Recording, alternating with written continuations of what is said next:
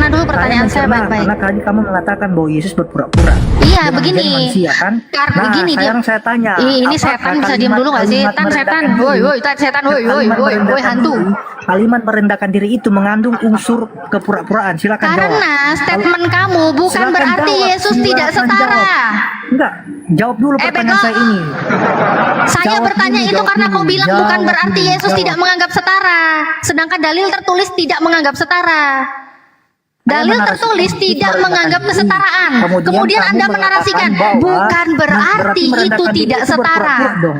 Di Nah, saat sekarang saya kamu bilang tanya, bukan apakah- berarti, bahkan dia merendahkan diri, apakah Yesus kalimat sedang merendahkan berpura-pura? diri adalah bentuk dari kalimat yang mengandung arti kepura-puraan? Budak ini bocah Jawab. ini budak ini. Jawab dulu itu. Kamu dari tadi memelintir ayat dong. Sekarang saya akan tanya kamu balik. Melintir kamu ayat juga nggak ada pertanggungjawabkan bukti. Mana pernyataan saya melintir kamu. ayat? Mana saya melintir ayat? Pertanggungjawabkan Buktikan saya melintir pernyataanmu. ayat. Karena dari tadi Pertanggungjawabkan kamu pertanyaanmu, hanya pernyataanmu menjawab pertanggungjawabkan. Di saat kamu bilang Sekarang ini saya tanya. bukan berarti tidak menganggap. Sekarang saya Ini berarti tanya. apa maksudmu bukan berarti tidak Enggak. menganggap? Di sini Saya- sudah jelas saya tidak mengatakan menganggap kok kan bukan begini, berarti saya tidak mengatakan menganggap. bahwa tidak menganggap itu oleh karena Yesus merendahkan diri, Ya makanya dia kamu tidak berarti yang menganggap. melintir, berarti kamu yang Alasannya melintir. bukan Udah itu, jelas di sini bukan tertulis melintir. begitu, kamu bilang bukan melintir, berarti. tetapi saya menganalisa ayat itu. Iya, dari analisamu apa itu yang tertulis dari memelintir. ayat itu. Di sini Bukan tertulis tidak melintir. menganggap, kau bilang bukan berarti tidak melintir, menganggap. Udah bukan jelas melintir, tidak bukan menganggap, kok melintir. bukan artikan Saya menganggap, tidak pernah menganggap. melintir Gimana ayat sih? itu. Jadi saya mencoba menarasikan ayat itu, menganalisis ayat itu secara lengkap dengan data yang tertera di Ya ayat itu namanya kau Sehingga- menafsirkan kucluk. sehingga begini, Tafsiranmu tidak sesuai sehingga dengan begini, tekstual kucluk. Segala sesuatu yang tercatat di alasan kenapa Yesus berani mengucapkan kata untuk merendahkan diri dan tidak pernah menganggap kesetaraan dengan Allah, itu adalah bentuk satu paket dari pernyataan Yesus yang secara langsung juga dengan menjadi manusia. Itu adalah alasan utamanya juga. Kenapa muncul kata-kata seperti terserah itu? alasan lu apa, terserah alasan lu Ya, apa, terserah tapi Anda berdasarkan juga Filipi mengatakan 2. seperti apa, tapi tugas saya Enggak. adalah meluruskan apa yang Anda katakan. Iya terserah Karena lu dah. sekarang Tapi saya closing tanya sama Anda, statementnya, jawab dulu closing statementnya di dalam Filipi 2, Yesus setara dengan Theos atau tidak? Jawab dulu Balik pertanyaan lagi saya nih. tadi. Nggak mau closing statement saya, karena dari tadi ketika saya Apa sudah yang ber-closing dijawab statement, pertanyaan kamu kau? membantah. Kau aja nge-framing aku kok. Sekarang Apa mau dijawab? Sekarang jawab pertanyaan saya. Apa yang dimaksud dengan kata merendahkan diri? Karena dari tadi Enggak kamu ada di sini. mengatakan, Kamu mengatakan tadi merendahkan diri itu berarti berpura-pura dong. Silakan jawab. Apakah kata bukan merendahkan diri berarti itu- berpura-pura. Ya, Saya tadi kamu menarasikan mengatakan. apakah Yesus berpura-pura itu karena begini. Di sini Bukan. tertulis tidak. Kau bisa diam nggak? Begini. Ini bisa diam nggak sih? Dari Ini tadi bisa kan, diem nggak? saya Kamu kan bisa diem menarasikan nggak? kan sudah lengkap. Kamu tapi bisa kan diam membantah. nggak? Kata berpura-pura itu kamu membantah saya Bego. dengan kata berpura-pura itu. Kau bisa diam Jadi nggak? silakan jawab. Silakan jawab. Silakan jawab. Emang bani anjing ini ya? Nggak bisa Silakan diem jawab. dari tadi. Jangan tulisan kamu. Saya diskusi dengan kata-kata yang sopan ya. Lah Silakan. kau dari tadi udah nggak nyambung. Jawab. Sabar. Terakhir closing statement ya. Sekarang saya Perhatikan di sini baik-baik ya. Dari Diam, tadi sabar. kenapa saya bertanya apakah Yesus berpura-pura seperti itu? Karena apa? Saya bertanya seperti itu. Di dalam Filipi 2:6 tertulis tidak menganggap kesetaraan dengan Theos. Sedangkan si bocah apologetik ini mengatakan bukan berarti tidak menganggap kesetaraan. Nah, kalau di sini ditulis tidak menganggap kesetaraan, kau berani bilang bukan berarti tidak menganggap kesetaraan, itu berarti apa? Apakah Yesus berpura-pura? Oke, udah selesai atau mau lanjut? Silakan menggonggong botol bani anjing yang kau itu. Oke. Sabar. Saya bukan membantah bahwa ada pernyataan Yesus bahwa dia itu Di saat mengatakan kau bahwa tidak menarasikan menghapuskan. bukan berarti. Di saat kau menarasikan bukan berarti. Dengar dulu. Kamu kan tadi menarasikan bahwa Yesus di sini menganggap bahwa dia tidak setara dengan Allah. Ya, Tapi iya, sebentar. Tapi saya meluruskan apa alasan dibalik Yesus mengatakan seperti itu. Oleh karena dia merendahkan diri. Sudah Itu saya poinnya. bilang, saya tidak peduli alasannya. Itu poinnya. Mau alasan dia Lah, merendahkan kalau misalnya diri kamu kah? tidak Apakah peduli intinya poinnya, dia tidak setara kan? Tunggu sebentar. Berarti kalau kamu Saya nggak mau butuh peduli alasannya. poinnya atau Intinya dia alasan tidak dari setara saya yang kan? saya ucapkan, Berarti intinya kamu tetap memaksakan penafsiran kamu tersendiri. Loh, kok pemikiran penafsiran kamu gimana sendiri. sih? Tidak menganggap Iyalah. kesetaraan itu yang harus Kalau dipertahankan kamu gimana sih? kamu mengatakan Yang harus kamu dipertahankan tidak di sini pernah apa? peduli Setara atau dengan tidak? argumentasi atau Yang narasi harus yang saya dipertahankan buat. di sini Yesus Sama setara halnya dengan kamu Theos atau mengatakan tidak? bahwa kamu tidak mau menerima jawaban saya. Kamu lebih memaksakan pemikiran kamu atau jawaban kamu Yang sendiri. harus Itu dipertahankan maksud di kamu. dalam Filipi 2 Itu itu yang kamu apa? maksudkan Yesus sebenarnya. setara dengan Theos atau tidak setara dengan Theos? Kan saya dari tadi saya sudah jawab sebenarnya. Kalau misalnya saya ulang kembali lagi ke pernyataan Ya sudah, awal. kalau tidak setara selesai masalah. Dari tadi juga Oke, udah selesai closing masalah. statement. Iya. Oke. Tugas Ya saya udah. adalah meluruskan yang kamu. Udah. Oh, nggak simpulkan. usah apa lagi luruskan, Apologi. udah lurus kok Nggak nggak usah setara. bagaimana, ini diskusi. Ini Ya diskusi, udah lurus, bukan nggak setara lagi ya udah selesai ditanya masalah. apalagi ke- Bani anjing memang kau itu. memutuskan. Apologetik. Oke, closing Saya statement aja memutuskan. dari Natali. Closing Oke, statement aja dari udahlah, Natali silakan. ya. Silakan kalau kamu closing statement silakan. Kesimpulannya apa Tugas saya Natali udah? untuk menjelaskan. Minum Oke, kopi atau oke, gimana oke. itu aja. Closing statement ya, berdasarkan ya pengakuan dari si Bani anjing ini, apologetik ini ya. Tadi dia menarasikan Tuhannya ada dua, ya. Tuhannya ada dua. Oh, saya bisa tunjukkan data kalau kau Bani anjing, tenang aja. Saya punya data kok. Iya, silakan gunakan analisan yang baik lah. Iya, ya. Jadi ini si apologetik ini, si Bani anjing ini ya. Tadi dia tuh kan menarasikan kalau Tuhannya itu ada dua, ya. Ada Bapa yang tidak terlihat dan ada Yesus yang terlihat ya. Saya juga kaget ya, tapi itu memang kenyataannya ya, Tuhan yang dia sembah ya. Ternyata begitu, ada yang terlihat dan tidak terlihat. Kemudian mengenai kesetaraan dan tidak setara, ternyata memang dari dua Tuhannya ini yang ada Bapa dan juga ada Yesus, ternyata tertulis sangat jelas di dalam Filipi 2:6 bahwa Bapa dan Yesus itu adalah dua Tuhannya Bani anjing ini yang tidak setara ya. Itu yang harus dipertahankan. Selesai masalah. Oke, ada politik. Saya closing statement juga. Yesus awalnya tidak pernah terlihat. Jadi ketika dia menghendaki dirinya untuk terlihat, itu karena berdasarkan dengan kehendaknya sendiri. Kalau Tuhan yang saya percaya, Tuhan itu memiliki kehendak. Jadi kalau dia punya kehendak, dia tentu tahu apa yang harus dia lakukan. Dan dalam kehendaknya itu, dia melakukan segala sesuatu itu bukan dengan secara asal-asalan. Karena dia tahu itu. Dia melakukan itu karena dia punya manfaat. Dia rasa itu punya manfaat untuk dirinya sendiri dan untuk banyak orang. Jadi pada awalnya ketika misalnya saya mengatakan bahwa Tuhan itu tidak terlihat, itu benar. Tetapi ketika saya melanjutkan pernyataan bahwa Tuhan bisa dilihat bukan karena manusianya yang mampu, bukan karena manusianya yang berkuasa untuk bisa melihat Tuhan, bukan karena kekuasaan Tuhan lah, itulah yang membuat dirinya bisa dilihat. Dengan cara apa? Dengan cara mengambil rupa seorang hamba dan menjadi sama dengan manusia yang kita sebut Yesus. Itu yang saya maksudkan. Nah, kemudian mengenai tentang Filipi pasal 2 tadi ya, Yesus memang benar mengatakan bahwa dirinya tidak menganggap kesetaraan sebagai milik yang harus dipertahankan olehnya. Tetapi ketika ada kalimat itu, bukan berarti Yesus tidak memiliki kesetaraan dengan Allah, bukan. Di sini Yesus sedang merendahkan diri. Makanya tadi saya meminta kepada Mbak Natal untuk menjelaskan kembali apa maksud dari kata merendahkan diri itu. Apakah ada kata bermakna mengandung kata kepura-puraan atau tidak? Itu yang saya maksudkan. Jadi saya bukan berarti menipu kamu atau memelintir ayat yang kamu pakai tadi ya. Tapi saya hanya meluruskan apa yang kamu jelaskan tadi. Karena kamu hanya membuat kesimpulan satu ayat aja. Itu yang saya jelaskan tadi. Oke. Jadi udah clear ya. Oke, apologetik. Bang Juma, assalamualaikukum Bang. Mana Bang Zuma? Ada Bang Assalamualaikum Zuma? warahmatullahi wabarakatuh. Assalamualaikum Bang Zuma. Waalaikumsalam Aku nggak sadar ada Bang warahmatullahi Zuma. wabarakatuh. Dari tadi nggak Bang Zuma di sini? Masya Allah. Bang Zuma dari tadi nggak di sini? Aduh, Iya, aku dari malu. tadi. Ada Bang Zuma. Maaf, Aku- Bunda. Apologetik ini gimana? kita Bang pernah Zuma, jumpa gedein Bang itu ya. Zuma. Kita pernah jumpa kemarin, tapi memang aku melihat kau apologetik. Berapa umurmu? Keren juga kau diskusi. Kau memang berbicara pakai data. Kalau data bata data. Kita pernah jumpa kemarin. Berapa umurmu? Di mana dulu tinggal Bang? ya? Gimana? Kau tinggal di Manado ya? Iya, Manado. Oh ya, kita kan pernah jumpa dulu. Ya, memang apa ya, main sama kau ini harus pakai data sama data ya kan. Kau pernah jumpa sama Bang Juma belum? Kalau nggak salah pernah 2 kali atau 1 kali. Tapi waktu itu karena keadaannya nggak kondusif, banyak misalnya teman-teman lain yang berbicara, jadi saya turun. Oh, ini kondisi kok. Kok kalau kemarin kok sama abang kita main data. Kok kasih abang kasih data, kok kasih data. Abang kasih data, kok kasih data. Keren. Pakai data lagi lah mainnya. Ya kan? Jangan pakai congor, pakai data.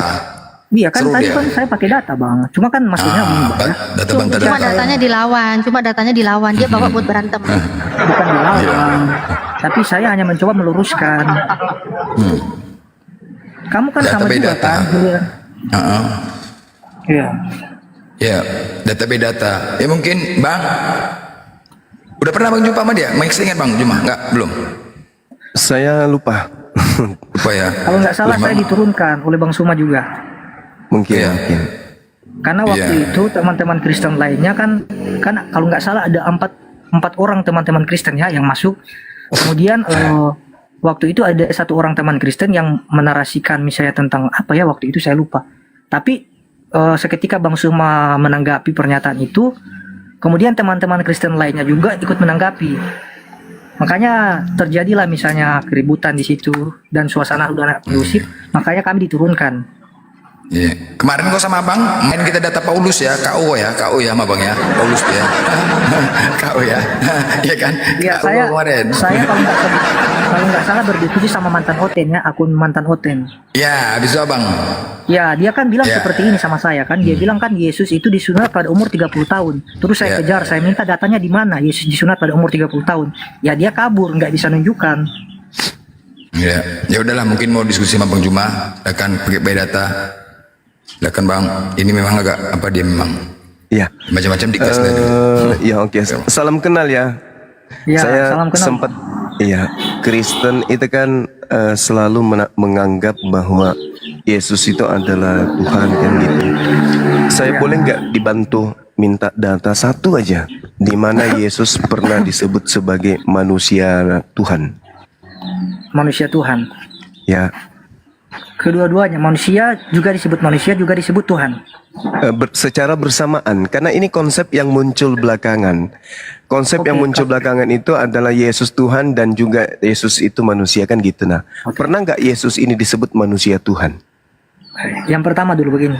Kalau konsep seperti itu sih Bang, mungkin saya jelaskan pertama dia disebut manusia, kemudian saya akan beralih ke Tuhan begitu. Enggak.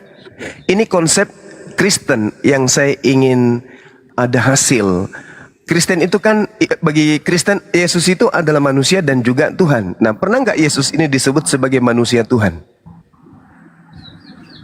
Kalau pemahaman saya begini Bang ya. Ya, Di satu sisi dia juga disebut manusia, tetapi di satu sisi ada ciri-ciri yang menunjukkan kalau dia itu bukanlah manusia. kalau hanya seperti itu deh, kita juga bisa disebut sebagai Tuhan. Ya. Karena kita kan ini makhluk Tuhan, bisa disebut makhluk, bisa juga disebut Tuhan. Kan gitu. Maksud saya gini loh, iman Kristen itu kan Yesus itu adalah Tuhan sekaligus manusia, manusia sekaligus Tuhan. Nah, ada nggak data di dalam Bible, baik itu surat Paulus atau siapapun itu yang mengatakan kalau Yesus itu adalah manusia Tuhan? Oke, kalau yang tadi yang saya diskusikan juga di dalam Filipi pasal 2 tadi, Itu bukan manusia Tuhan, itu adalah dewa yang menjadi manusia, beda. Yang saya maksud di sini sekaligus penyebutannya manusia Tuhan atau anthropos theos gitulah. Apologetik izin ya. Kemarin kalau kita diskusi kau mengatakan gak ada data, kau jujur gak ada data, selesai. Lebih bagus gitu. Iya. Gak ada. jadi Lebih bagus begini, gitu kemarin. Gak ada. Kalau Dari berlanjut lagi diskusi. kemarin saya berani mengatakan begini. Apabila misalnya saya kurang teliti dalam membaca Alkitab atau saya tidak ada data yang cukup, misalnya belum saya pelajari maksudnya ya, saya akan Ya. bilang kalau itu belum saya pelajari atau belum saya temukan ya, belum saya kaji. Ya. Nah, kalau menurut saudara ini Yesus tidak pernah disebut manusia Tuhan lalu dituhankan. Bagaimana ketika ada sosok manusia yang disebut manusia Tuhan selain Yesus? Kan ada juga Bang dalam perjanjian lama kan, misalnya contoh ketika waktu itu Tuhan mengutus Musa, Tuhan mengatakan seperti ini kepada Musa, bukankah aku akan menjadikan abangmu Harun sebagai Allah? Itu kan ada. Bukan begitu. Harun sebagai nabi dan engkau sebagai Tuhan bagi Firaun. Kemudian Gitu. juga, jangan dibalik. Ya. Terus Ada itu juga nanti ya, itu nanti dijawab oleh Yesus ketika Yesus ingin dilempari batu karena orang Yahudi menganggap Yesus menghujat karena dia menyamakan dirinya dengan Elohim. Tapi Yesus mengatakan, bukankah di dalam kitab Tauratmu siapapun yang diperintahkan untuk menyampaikan firman Tuhan, maka dia adalah Allah. Kan gitu. Nah sekarang yang saya tanya bukan itu, yang saya tanya, ada nggak manusia yang disebut sebagai manusia Tuhan di dalam Bible? Pernah nggak Yesus disebut sebagai manusia Tuhan? Kalau untuk dua kata itu lalu dipadukan, saya belum dapat ya bang. Tapi kalau kepada orang lain ada nggak? Manusia disebut manusia sekaligus juga disebut Tuhan. Iya. Yang saya hanya temui ya, itu hanya ada misalnya sekedar disebut sebagai tetapi engkau hai manusia Allah. Nah itu. Di dalam 1 Timotius 5 kalau nggak salah ya, ada yang istilahnya 1 Timotius 6. Ya, 1 Timotius 6 ayat 12 atau berapa itu bang? 11 ya. Dikatakan tetapi hai engkau manusia Allah, jauhilah semuanya itu, kejarlah kasih keadilannya dan seterusnya. Itu kalau istilah kata itu ada. Yesus tidak pernah disandingkan dengan sandingan gelar itu, manusia Jadi maksudnya Allah. man of God bang, man of God. Manusia Ya, Allah. manusia Tuhan itu artinya dia manusia dan juga adalah Tuhan. Hai manusia Tuhan. Apakah seperti itu artinya atau gimana menurut saudara? Kalau yang saya pelajari ya, sekedar yang saya pelajari, kan itulah yang saya katakan sama Bang Suma tadi. Waktu Yesus awalnya kan eksistensinya kan itu kan nggak ada di dunia. Dia kan bersama-sama dengan Allah, yaitu firman itu. Kemudian dia berubah atau berinkarnasi menjadi manusia. Nah di dalam tubuh kemanusiaannya ini sebenarnya sesuai dengan surat-surat Rasul Paulus juga dan juga Petrus, mereka mengatakan seperti ini. Pada waktu roh Yesus itu pergi menginjili segala macam roh-roh yang terkurung dalam penjara. Jadi kalau dalam pemahamannya saya, ketika Yesus mati dan ketika dia menginjili roh-roh yang ada dalam penjara, itu membuktikan bahwa pada waktu itu Yesus memang disebut sebagai Tuhan dan juga sebagai manusia. Itu sih bang yang saya pahami. Oke, baik. Jadi satu-satunya manusia yang digelari manusia Tuhan itu adalah Timotius, anak angkat daripada Paulus, kan gitu. Kita selesai di situ ya. Nah sekarang mau ndak kita belajar sama-sama nih bahwa Yesus itu bukanlah pencipta langit dan bumi yang berinkarnasi menjadi manusia. Menurut Yesus. Oke. Ya, kita buka di dalam Yohanes 8:42. Itu di situ Yesus mengatakan bahwasanya dia datang ke atas muka bumi ini bukan atas kehendaknya. Lalu atas kehendak siapa? Yohanes 8 ayat 42. Iya.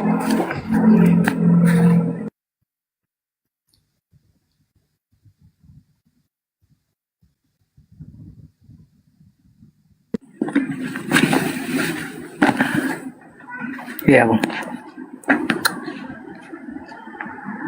Dia datang atas kehendak siapa?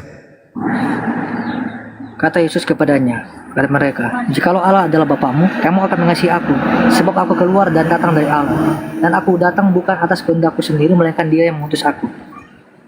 Nah, sebelum Yesus ada di atas muka bumi ini, sebelum bumi ini dicipta, alam semesta ini dicipta, yang berkehendak cuma satu, betul? Dalam hal apakah pengutusan Yesus tadi atau dalam hal misalnya sebelum dunia diciptakan? Tuhan itu ada berapa kehendak pada dirinya? Yang punya wewenang berkehendak dalam diri Tuhan itu ada berapa? Tadi saya mengatakan kepada sepanjang diskusi tadi saya mengatakan begini, bahwa Yesus ini adalah eksekutor, pelaksana dari setiap firman yang diucapkan oleh Allah. Jadi intinya Bapa itulah menjadi sumber itu. Ya, kalau itu berarti dia hanya sebagai rasul kan? Nah, ya silakan dulu, lanjutkan dulu Bang Suma. Iya, jadi gini, iman Kristus Yesus itu adalah Tuhan sendiri, tapi dipatahkan oleh Yesus dengan perkataan Yohanes 8:42. Aku datang ke atas muka bumi ini menjadi manusia bukan atas kehendakku, tetapi atas kehendak Dia. Artinya Yesus ini tidak punya kehendak sebagai Tuhan. Kalau Yesus itu adalah Tuhan itu sendiri datang mengambil rupa manusia sebagaimana surat Paulus di Efesus, maka Dia akan berkata, aku datang di atas muka bumi atas kehendakku sendiri. Aku yang adalah aku ingin menjadi aku. Aku yang adalah Tuhan ingin menjadi manusia. Suka-suka gue. Gue kok yang punya kehendak. Gue sekarang jadi manusia seperti apa yang kalian lihat. Karena aku sendiri yang mau. Faktanya enggak. Aku datang ke atas muka bumi ini bukan atas kehendakku. Berarti Yesus pesuruh. Dia hanya kurir. Dia adalah makhluk Tuhan yang disuruh sebagai juru selamat kepada Bani Israel. Akulah jalan, akulah kebenaran, akulah hidup. Tidak ada yang sampai kepada aku. Oh, salah. Tidak ada yang sampai kepada Bapakku. Aku. Berarti dia, menurut dia, dirinya adalah Bapa itu sendiri. Tidak mungkin. Jadi mari kita beragama berdasarkan siapa tokoh yang kita imani, yang kita percayai. Kami Nabi Muhammad menjadi Islam sesuai dengan ucapan, perkataan, instruksi dan keputusan Nabi Muhammad. Harusnya saudara Kristen menjadi Kristen karena keputusan dan ajaran, ketetapan, himbauan, keinginan, instruksi dari Yesus. Jangan yang lain. Hai Yesus, ya paman, kamu datang ke atas muka bumi ini, kok kamu dituhankan? Emang lu Tuhan yang datang ke atas muka bumi? Yesus menjawab, apa lu buta? Apa lu tega? Ada tertulis perkataanku bahwa aku datang di atas muka bumi ini bukan atas kehendakku. Lalu atas kehendak siapa dong? Kan Tuhan itu cuma satu kehendak. Kalau Tuhan itu ada dua kehendak, Tuhan yang satu berkehendak ke barat, Tuhan yang satu kehendak ke timur. Mana yang betul? Maka Tuhan menjadi bertentangan antara Tuhan yang satu dengan Tuhan yang lain. Makanya Yesus ketika di bumi, aku tidak berkata-kata dari diriku sendiri. Aku tidak dapat berbuat apa-apa dari diriku sendiri. Bahkan Yesus mengatakan, Bapa bersama dengan aku sebab aku senantiasa melakukan apa yang dikehendaki oleh Bapakku. Makanya aku dan Bapa satu. Karena aku tidak pernah ingkar, aku tidak pernah membantah. Apa yang diperintahkan itu yang kulakukan. Makanya aku dan Bapakku satu. Satu visi, satu misi. Kedatanganku ke bumi ini atas kehendaknya untuk mengajarkan Bani Israel kembali ke markas. Kembali kepada Tuhan. Nah, muncul Kristen beberapa masa kemudian setelah Yesus terangkat ke langit. Yesusnya kemudian dipaksakan menjadi Tuhan. Apa endingnya?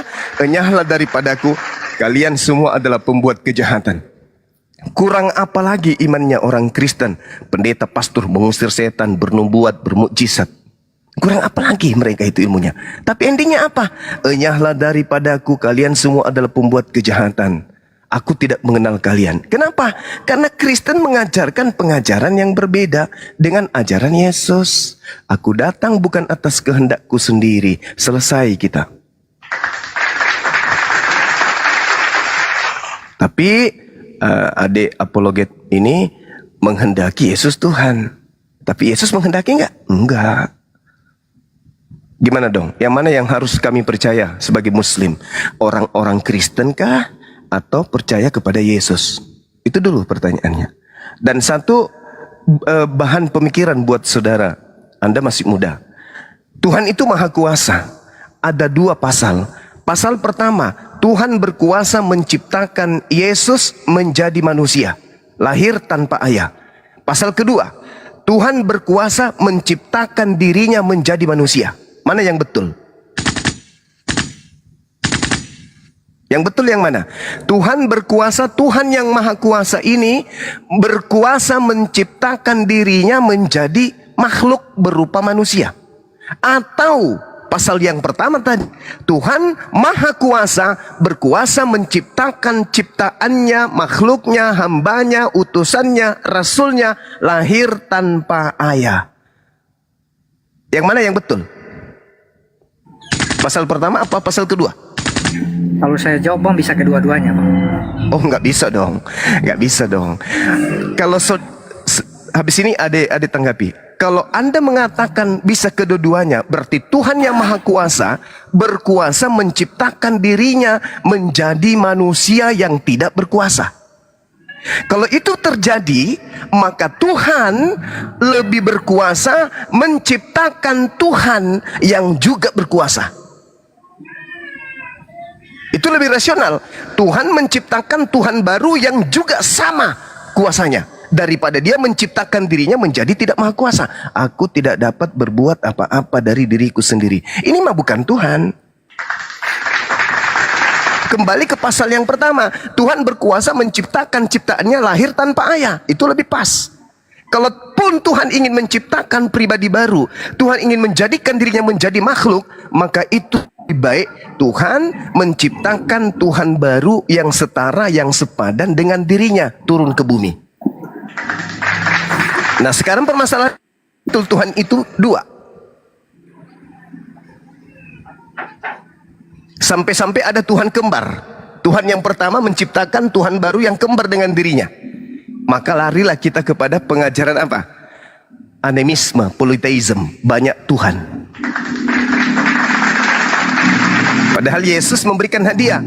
Yohanes 17 nomor 3. Hidup kekal itu adalah mereka mengenal Engkau satu-satunya. Kalau satu-satunya jangan mimpi jadi dua, apalagi tiga. Kata siapa? Kata Yesus.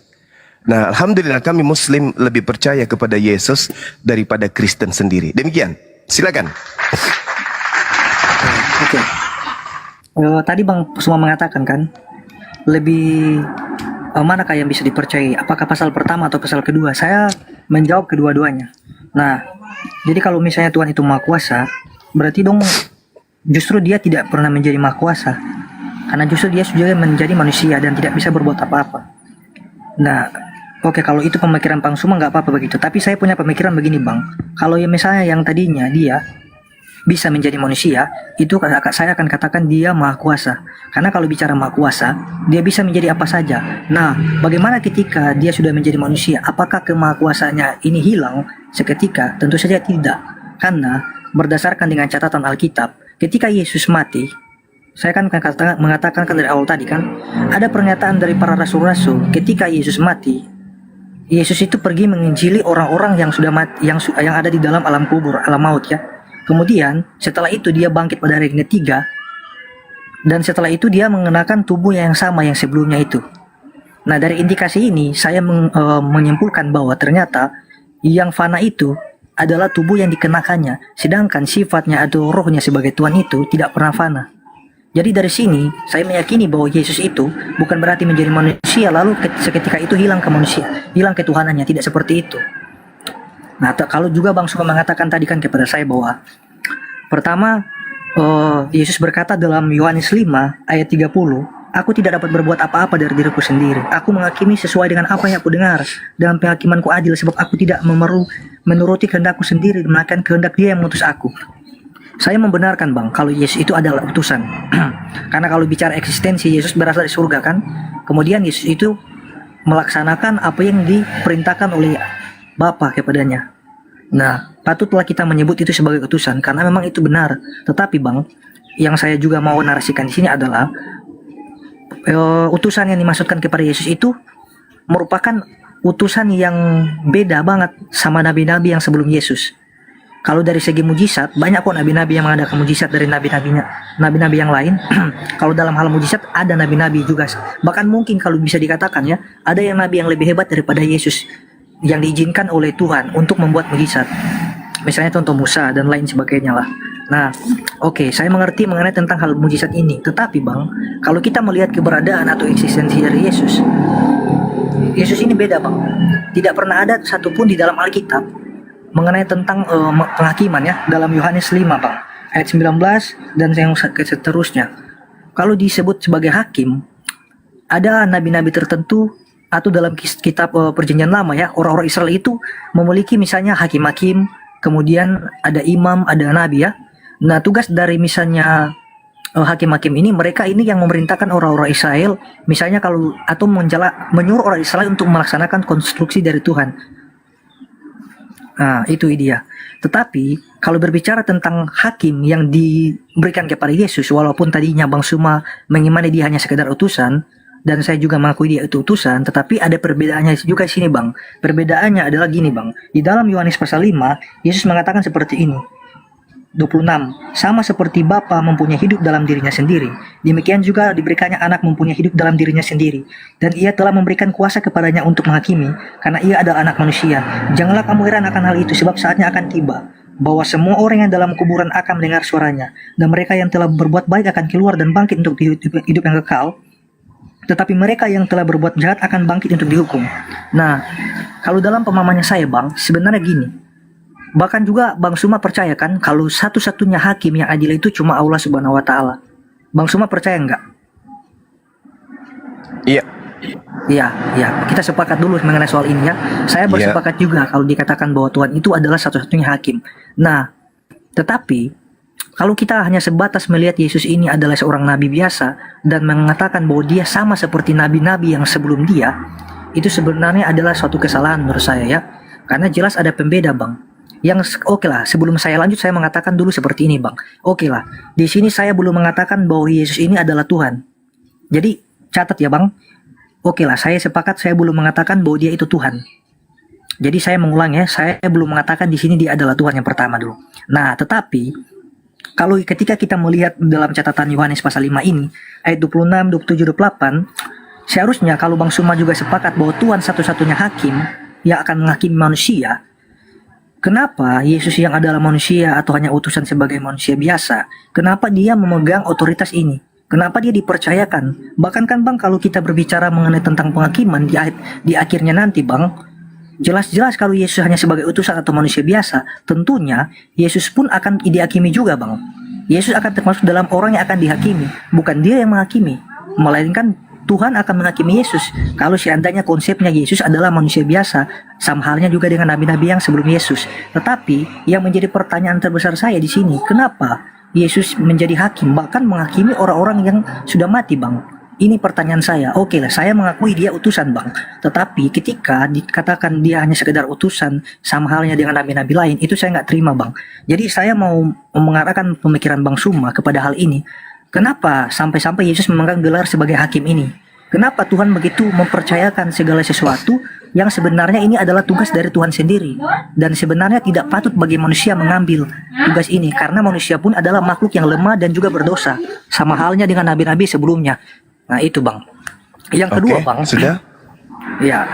Oke, itu dulu, Bang. Lanjutkan dulu. Ya, Nanti saya tanggapi dulu ya. Ya. Oke. Terkait ketika Anda sudah mengakui Yesus itu utusan, sebenarnya iman saudara itu sudah gugur di situ.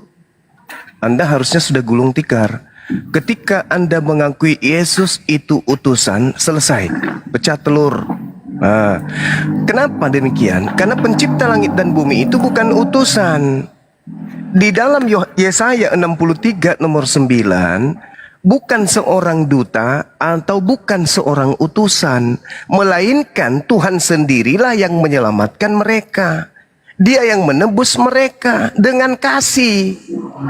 Nah, sekarang saya jelaskan kepada adik ini, Yesaya 63:9. Bukan seorang duta, bukan seorang utusan. Yesus itu seorang, Yesus itu duta, Yesus itu utusan. Berarti bukan Yesus. Loh, tetapi dia, tunggu, sabar. Di dalam Kisah Para Rasul 2 nomor 22, orang Israel harus tahu yang kumaksud adalah Yesus, yaitu orang yang dari Nazaret, yang ditentukan oleh Tuhan untuk melakukan mujizat-mujizat yang dilakukan oleh Allah melalui perantaraan Yesus.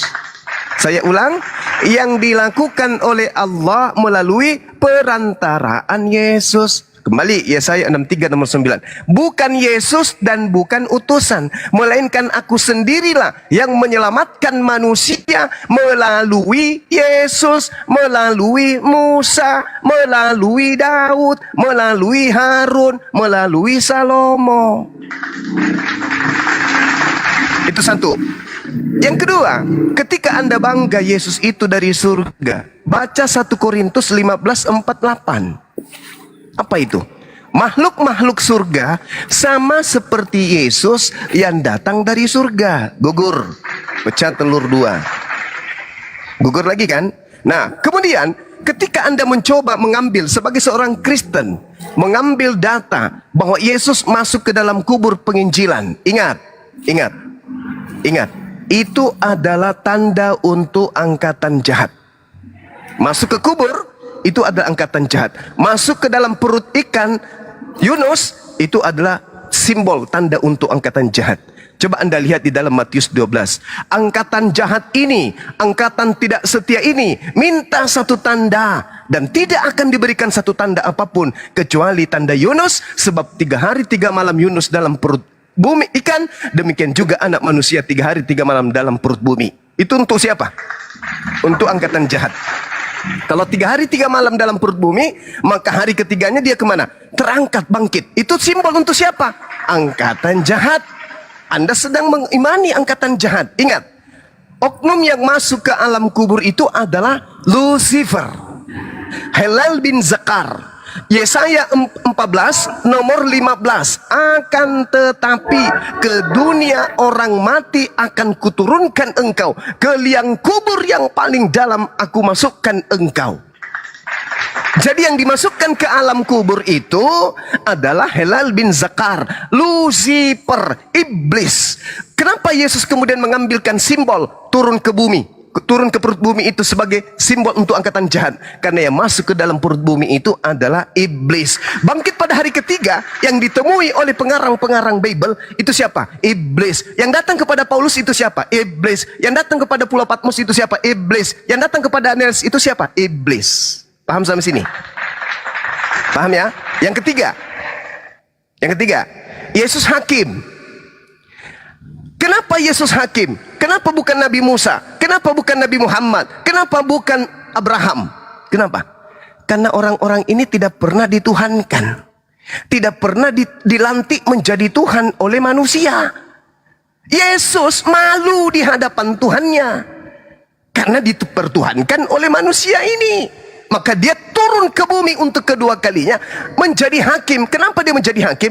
Karena ada terdakwa. Tidak mungkin ada hakim kalau tidak ada yang terdakwa. Kantor kehakiman dan tidak ada sekolah hakim kalau tidak ada yang terdakwa. Karena ada yang terdakwa, ada yang hakim. Musa turun ke bumi mau mendakwai siapa?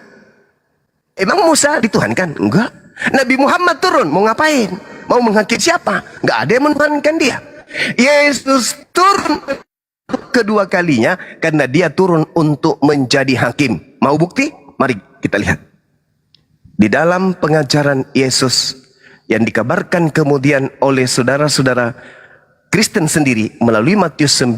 Aku berkata kepadamu, sesungguhnya pada waktu penciptaan kembali anak manusia, Tuhan langit dan bumi bukan anak manusia, bersemayam di atas tahta kemuliaannya. Kamu, apa kata kamu di situ? Kamu yang telah mengikuti aku. Berarti humais, kalian semua yang mengikuti aku akan duduk juga di atas ke-12 tahta Daud, tahta untuk menghakimi. Berarti yang ikut ke Yesus juga menjadi hakim. Bukan cuman Yesus, gugur lagi. Nah, saya teruskan sedikit. Kenapa Yesus turun menjadi hakim? Coba Anda lihat di dalam Yohanes 12 nomor 48. Apa kata Yesus? Barang siapa yang menolak aku, barang siapa yang tidak menerima perkataanku, dia sudah ada hakimnya, yaitu firman yang telah aku katakan kepada mereka. Firman itulah kelak yang akan menjadi hakimnya di akhir zaman. Saya ulang, Yohanes 12:48. Barang siapa yang menolak aku, tidak menerima firmanku, dia sudah ada hakimnya, yaitu firman yang telah aku katakan kepada mereka. Firman itulah kelak yang akan menjadi hakim di akhir zaman. Pernah nggak Yesus mengatakan kepada muridnya, akulah Alfa dan Omega? Pernah nggak Yesus mengajarkan kalau dia adalah yang awal dan akhir? Pernah nggak Yesus mengatakan akulah sang bintang timur? Pernah nggak Yesus mengatakan akulah Tuhan yang datang dalam rupa manusia? Nggak pernah. Berarti perkataan-perkataan itu yang muncul dari gereja itu tidak akan menjadi bahan penghakiman, materi-materi pengadilan nanti di pengadilan Yesus. Yang menjadi perkataan-perkataan yang menjadi sub-sub materi pengadilan Yesus adalah, aku diutus hanya kepada domba yang hilang dari Bani Israel. Aku tidak berkata-kata dari diriku sendiri. Waspadalah kepada pengajar palsu yang datang kepadamu nyamar seperti domba, padahal mereka adalah serigala. Aku adalah utusan Bapa. Hidup kekal itu adalah mereka mengenal Engkau satu-satunya Tuhan dan mengenal aku yang Engkau utus. Itu perkataan-perkataan itu. Kenapa? Karena Yohanes 17:8, segala firman yang Engkau berikan kepadaku telah aku sampaikan. Telah aku sampaikan. Berarti Yesus sudah menyampaikan firman sebelum terangkat ke langit. Tidak ada lagi firman ke Lukas, ke Markus, Matius, Paulus. Tak ada lagi. Sudah selesai semua. Berarti yang ditulis Markus, Matius ini dan juga Paulus ini firman dari mana? Firman dari makhluk yang adalah roh halus yang mengaku Yesus yang tadi yang masuk ke alam kubur dan keluar pada hari ketiga dan dituhankan oleh orang Kristen. Firman dari sanalah. Makanya ketika Yesus yang asli datang menghakimi, muncul juga Kristen-Kristen pengikut Yesus palsu. Mereka berkata, Tuhan, bukankah kami telah bernubuat pakai namamu, bermujizat pakai namamu, mengusir setan pakai namamu? Apa kata Yesus yang asli? Pada saat itulah aku akan berterus terang kepada mereka Kristen. Enyahlah daripadaku, kalian semua adalah pembuat kejahatan. Sungguh aku tidak mengenal kalian. Sakit nggak digituin sama Yesus? Sakit.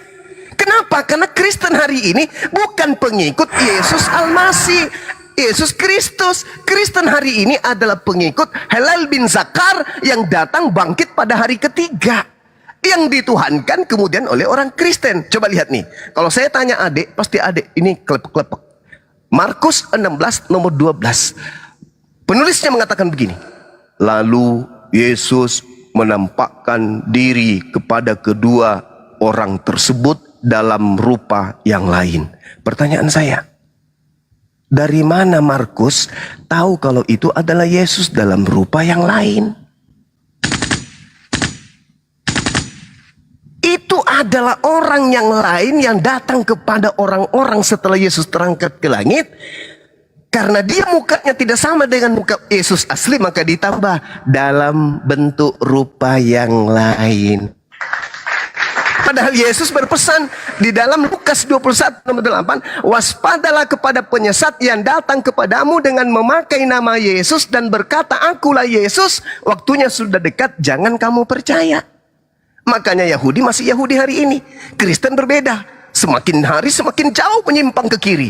Yahudi masih tetap ada. Kenapa? Karena mereka tidak percaya kepada makhluk halus yang datang mengaku sebagai Yesus. Jangankan makhluk halus yang datang mengaku sebagai Yesus, Yesus asli saja datang kepada mereka, mereka nggak percaya. Apalagi yang hanya suara dan hanya cahaya. Akulah Yesus yang kau aniaya. Cemen boy, kamu tidak dipercaya. Yesus asli aja yang datang ke Israel nggak dipercaya, apalagi cuma makhluk. Sayangnya Kristen percaya kepada makhluk halus tersebut. Sehingga adik ini, apologet siapa ini? Apologet muda ya. Sehingga adik ini menyatukan antara Yesus yang datang ke tengah-tengah Bani Israel dan Yesus yang datang di Pulau Patmos. Akulah sang bintang timur gilang gemilang. Padahal bintang timur itu adalah Hillel bin Zakar yang tertulis di Yesaya 14 nomor 12 sampai nomor 16. Kristen kalau ditanya, kenapa itu Yesus kau ketuhankan? Karena Yesus itu 100% manusia. Itu berarti Kristen sedang otak kecilnya bekerja. Dia sedang mengutarakan Yesus ketika menjadi nabi di tengah-tengah Bani Israel. Itu yang asli. Ditanya lagi, tapi kok kau sembah? Karena Yesus juga adalah 100% Tuhan. Nah, itu yang ketuhanannya itu adalah Yesus yang datang kepada Paulus in the gang. Digabungkan menjadi satu. Padahal Yesus yang adalah manusia berbeda dengan Yesus yang adalah dewa untuk orang Kristen. Tolong dipahami ini. Jadi kemanapun arah narasi yang Adinda bangun, itu akan ditabrak oleh ajaran Yesus. Tidak ada itu. Tidak ada itu Yesus datang menjadi manusia, menjadi Tuhan. Tidak ada. Bahkan kalau Anda cerdas nih, terakhir ya 10 detik. Anda lihat di dalam 2 Yohanes 1 nomor 7. 1 Yohanes 2 nomor 7. Siapakah penyesat itu? Bukankah dia yang pergi ke seluruh dunia, yang tidak mengaku Yesus datang sebagai manusia? Kalau Anda mengaku Yesus datang sebagai manusia, maka Anda tidak akan pernah mengatakan dan Yesus juga adalah Tuhan. Kenapa? Karena kalau Anda keluar dari konsep kemanusiaan Yesus, maka Anda jatuh kepada antikristus. Barang siapa yang mengatakan Yesus Tuhan, barang siapa yang mengatakan Yesus bukan manusia, maka dia adalah antikristus. Makanya diusir. Begitu Bung, silakan. Mohon maaf kepanjangan, silakan. Iya, terima kasih Bang. Tadi saya sedikit tanggapi ada beberapa hal yang Abang sampaikan tadi. Abang mengatakan bahwa yang pertama mengenai tentang hakim ya. Jadi tidak mungkin ada seorang yang menjadi hakim tanpa ada yang disebut sebagai terdakwa di sini. Itu yang pertama. Nah, apakah narasi ini Abang memaknainya sebagai karena orang-orang Kristen itu menganggap bahwa Yesus itu Tuhan, makanya justru kedatangan Yesus diizinkan menjadi hakim, justru menghakimi orang-orang Kristen karena telah menganggap Yesus sebagai Tuhan. Nah, itu yang pertama kan tadi Abang sampaikan. Kalau memang benar seperti itu narasinya, saya akan membantahnya begini Bang. Di dalam Yesus mengatakan bahwa bukankah kami telah bernubuat demi namamu, bukankah kami telah mengusir setan demi namamu. Jadi di sini Yesus sedang mengatakan bahwa enyalah kamu sekalian pembuat kejahatan. Nah, bahkan ada juga satu dalil yang Yesus katakan seperti ini. Apabila hidup keagamaanmu tidak lebih benar daripada orang-orang Yahudi dan orang ahli Taurat, sesungguhnya kamu tidak akan masuk ke dalam kerajaan surga. Jadi sebenarnya begini, kalau kita melihat ya penjelasan Yesus di sini, Yesus tidak pernah mengatakan oleh karena sebab orang Kristen mengatakan Yesus itu adalah Tuhan, maka berakibat mereka itu diusir atau tidak diselamatkan. Bukan begitu Bang pengertiannya di sini. Pengertiannya adalah ketika Yesus tadi mengatakan jikalau hidupmu tidak lebih benar daripada hidup keagamaan orang-orang Yahudi, kamu tidak akan masuk ke dalam kerajaan surga. Artinya apa di sini? Kalau kita melihat kelakuan atau sifat-sifat dari orang-orang Yahudi ini, mereka ini suka-suka mencari-cari kesalahan orang. Kalau kita membaca seluruh rangkaian cerita dalam Alkitab, ada begitu banyak hal yang terjadi dan tidak pernah ada orang Yahudi dan tidak pernah ada maksudnya gini, dan tidak pernah ada orang-orang Yahudi yang tidak ada di situ. Pasti semua ada di situ. Mereka ini adalah orang-orang yang setiap kali ada masalah selalu ada di situ.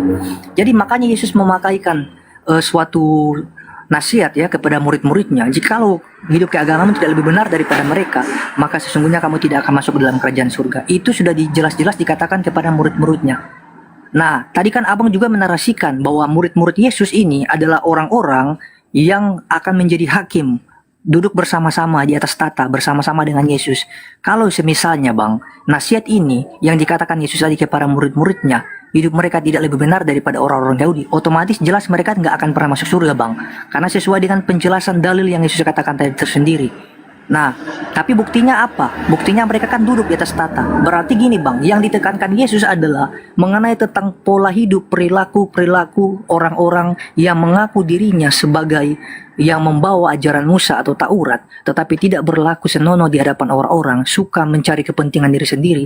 Mereka itulah adalah orang-orang yang ditolak.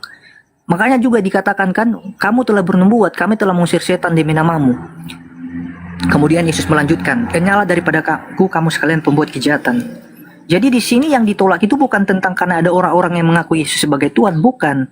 Tetapi yang ditolak sini adalah perilaku orang-orang yang walaupun menyebut diri mereka Kristen, tetapi pola hidup mereka tidak sesuai dengan apa yang Yesus katakan, maka mereka itu adalah orang-orang yang akan ditolak. Jadi dalam pemahaman Kristen Bang, kami tidak hanya sekedar beriman bahwa kami sudah diselamatkan terus otomatis kami langsung masuk ke surga. Nggak begitu konsepnya Bang. Rasul Paulus mengatakan bahwa kerjakanlah keselamatanmu dengan takut dan gentar. Berarti ketika kita sudah menerima anugerah atau keselamatan, kita patut mengerjakan keselamatan itu. Karena sesungguhnya konsep keselamatan berarti adalah suatu kesempatan yang diberikan oleh Tuhan bagi manusia dalam membenahi hidupnya sehari-hari. Itu yang kami pahami Bang.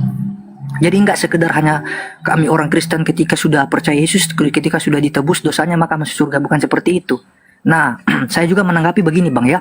Kalau Abang tadi mengatakan bahwa misalnya murid-murid pun itu kan sama juga duduk di atas tahta bersama Yesus. Berarti gugur dong argumentasi saya bahwa Yesus sebagai satu-satunya hakim. Nggak begitu Bang. Jadi begini, ketika dikatakan dalam Yohanes 5 tadi, Yesus ini akan menghakimi mereka yang hidup dan yang mati. Jadi di sini tidak hanya terdapat dalam tidak ditujukan kepada kalangan-kalangan tertentu aja Bang. Jadi ini berbicara secara universal. Coba kita lihat ya di dalam Yohanes 5 tadi. Saya bacakan dulu dalilnya. Ayat 28. Janganlah kamu heran akan hal itu, sebab saatnya akan tiba bahwa semua orang dalam kuburan akan mendengar suaranya, dan mereka yang telah berbuat baik akan keluar dan bangkit untuk hidup yang kekal, tetapi mereka yang telah berbuat jahat akan bangkit untuk dihukum. Nah, ada dua bang, penghakiman kepada orang yang jahat dan orang yang baik. Tentu tidak hanya segelintir orang yang abang maksudkan tadi, apalagi kalau seandainya, kalau misalnya bang, abang memaksudkan itu untuk kalangan Kristen, orang-orang Kristen yang menuhankan Yesus sebagai Tuhan, itu sebenarnya salah besar bang, karena di sini apa dikatakan bahwa orang-orang yang hidup yang berbuat jahat akan bangkit untuk dihukum, sedangkan yang berbuat baik akan bangkit untuk memperoleh hidup kekal atau diselamatkan. Jadi tujuan Yesus menjadi hakim di sini tidak hanya sekedar sesuai dengan yang abang tuduhkan tadi ya, oleh karena ada orang Kristen yang menjadikan dia Tuhan, kemudian dia berperan sebagai hakim. Gak seperti itu bang, tetapi yang disebutkan hakim kepada dia adalah untuk semua manusia, baik dari Islam, Kristen, Hindu, Buddha, dan sebagainya. Setiap orang yang mati dan kemudian berperilaku baik dan yang buruk, mereka itu akan dihakimi menurut perbuatan mereka masing-masing bang. Jadi dari sudut pandang ini bang, silakan abang jawab bang, kira-kira Yesus ini siapa kalau dia misalnya hanya sekedar nabi biasa. Nah baru abang juga mengatakan tadi kepada saya mengenai tentang Yesus disebut sebagai orang yang telah matikan tadi. Kemudian dia itu masuk ke dalam kubur. Kemudian yang dipercaya oleh orang Kristen 3 hari 3 malam. Ini adalah tanda angkatan-angkatan yang sesat yang abang katakan tadi kalau tidak salah ya. Nah itu pertanda angkatan jahatnya. Mengapa Yesus mencontohkan atau menganalogikan kematiannya sama halnya dengan Yunus yang ada di dalam perut ikan? Kenapa? Karena yang Yesus ambil poin yang terpenting adalah begini bang. Pertama, ketika Yunus berada dalam perut ikan, dia itu tidak mati, namun hanya ada di dalam perut ikan. Sama halnya dengan Yesus yang ada dalam perut bumi, dia tidak mati. Makanya saya percaya begini bang, yang saya percayai bahwa manusia yang hanya mati, tetapi Tuhannya atau yang saya katakan tadi, menginjili roh-roh yang ada dalam penjara itu tidak pernah mati. Kemudian saya tanggapi begini bang, abang mengatakan juga kepada saya tadi bahwa orang-orang yang bersama-sama dengan Yesus yaitu Yakobus, Petrus, dan Andreas mungkin saudaranya ya. Ketiga orang ini yang dibawa Yesus di atas bukit, kemudian Yesus menampakkan diri dalam rupa kepada mereka.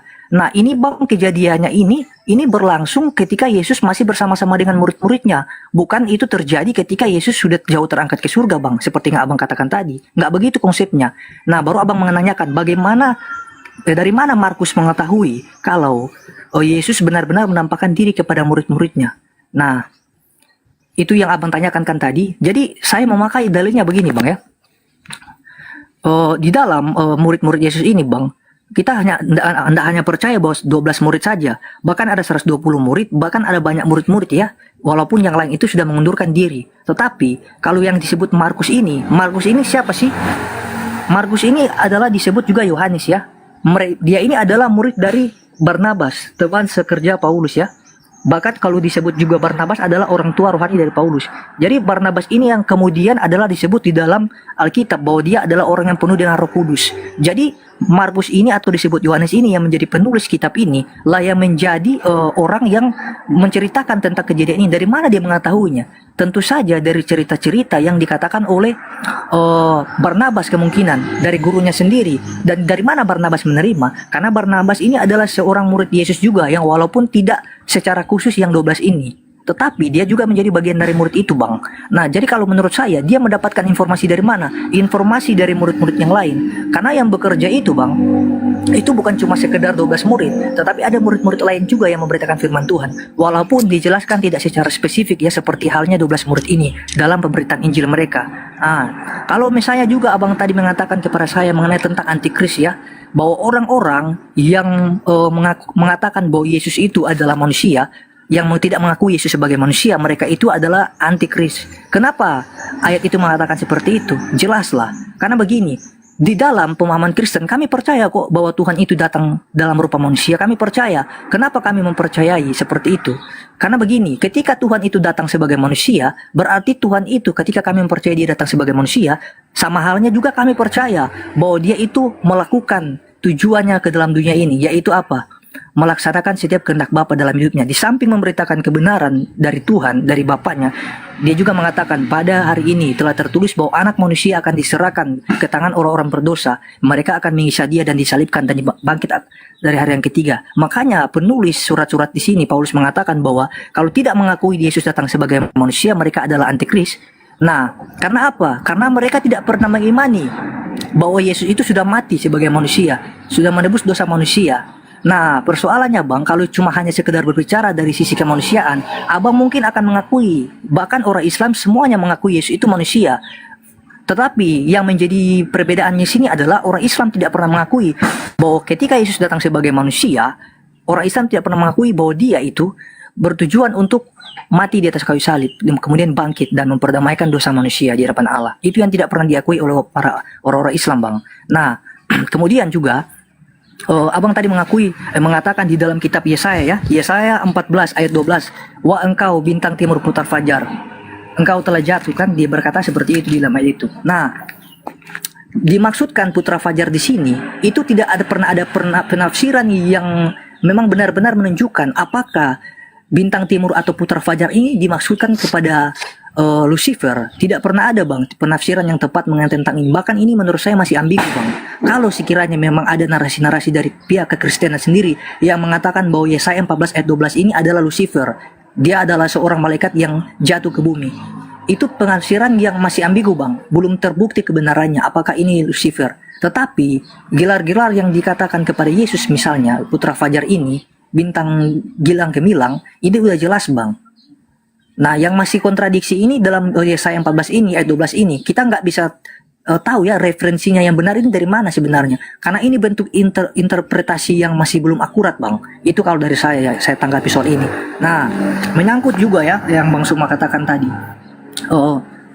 Itu ditambahkan oleh misalnya kaum Kristen ya, itu pengajaran-pengajaran palsu dari kekristenan. Kalau seandainya Bang Suma mengatakan pengajaran itu palsu dari kekristenan, saya minta Bang buktinya sekarang. Tunjukkan misalnya salah satu bukti yang mengatakan bahwa apa yang tertera dalam Alkitab itu, misalnya pengakuan-pengakuan dari rasul-rasul dan lain sebagainya, seperti yang Bang Suma tuduhkan tadi. Kalau itu palsu, saya mau minta di mana aslinya Bang.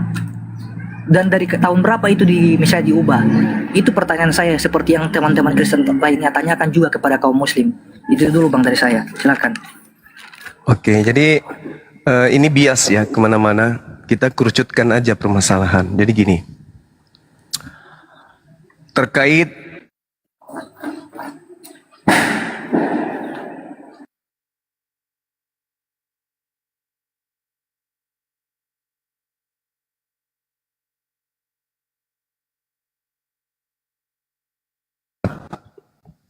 mau tidak mau Anda harus akui itu. Yesus datang di tengah-tengah Bani Israel. Datang sebagai apa? Sebagai utusan. Sebagai Mesias. Menurut siapa? Menurut Yesus dong. Kesaksian Yesus, aku datang memberikan kemudian kesaksian yang lebih penting daripada kesaksian Yohanes. Bahwa semua pekerjaan aku lakukan adalah pekerjaan yang membuktikan dan bersaksi bahwa engkaulah yang telah mengutus aku. Selesai. Yesus adalah utusan Tuhan. Nah, kemudian Anda mengatakan semua Kristen percaya Yesus datang sebagai manusia. Kami juga umat Islam percaya Yesus datang sebagai manusia.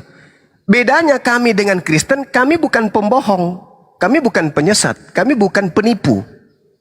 Yang penipu itu lain di mulut, lain di praktek. Mulut Anda mengatakan Yesus datang sebagai apa? Sebagai apa? Sebagai manusia. Prakteknya di gereja, Yesus sebagai Tuhan. Munafik, pembohong, pendusta, penyesat. Makanya dikatakan dalam kitab saudara, siapakah Planos itu? Planos artinya pembohong, penipu, penyesat. Bukankah dia yang pergi ke seluruh dunia, yang tidak mengaku Yesus datang sebagai manusia? Itulah pendusta itu, itulah antikristus itu. Pembohong, lain di mulut, lain di praktek. Mulutnya mengatakan cinta, prakteknya benci. Mulutnya mengatakan manusia, prakteknya Tuhan. Pembohong, penipu. Maka antikristus itu jelas adalah Kristen. Karena dia adalah antikristus, segala upaya dilakukan supaya Yesus ini menjadi Tuhan. Nah, sekarang berbicara mengenai angkatan jahat, kita kerucutkan ke situ. Kenapa Yesus menghubungkan angkatan jahat dengan kebangkitan pada hari ketiga? Kalau Anda mengatakan di dalam Yesaya 14 tidak ada Lucifer, Anda bohong. Atau Anda belum belajar. Yang punya kitab orang Yahudi. Siapa ya orang Yahudi ini? Mereka yang memahami Yesaya 14. Anda bukan pemilik kitab. Di situ mereka menganggap ini adalah iblis, Satan, Lucifer. Coba Anda versi KJP, buka. Lucifer.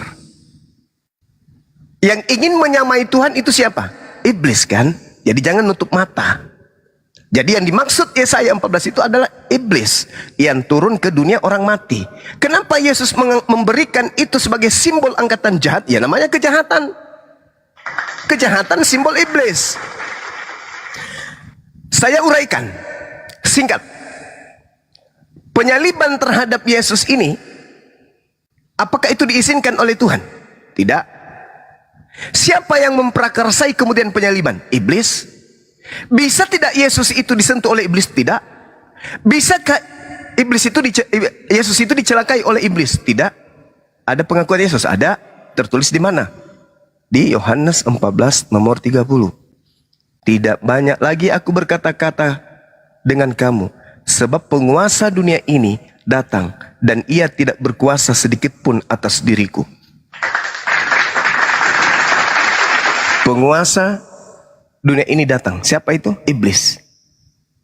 Apakah iblis berkuasa atas diri Yesus? Tidak. Kalau tidak berkuasa, berarti Yesus gagal disalib.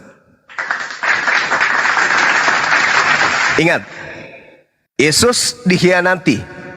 Yesus dibuatkan kesaksian palsu. Yesus dibuatkan tipu muslihat. Apakah berhasil? Kata Yesus tidak. Iblis tidak akan pernah sedikit pun berkuasa atasku. Berarti yang disalib ini siapa? Yang turun ke dalam kubur ini siapa? Menurut Paulus orang terkutuk. Menurut Musa orang terkutuk.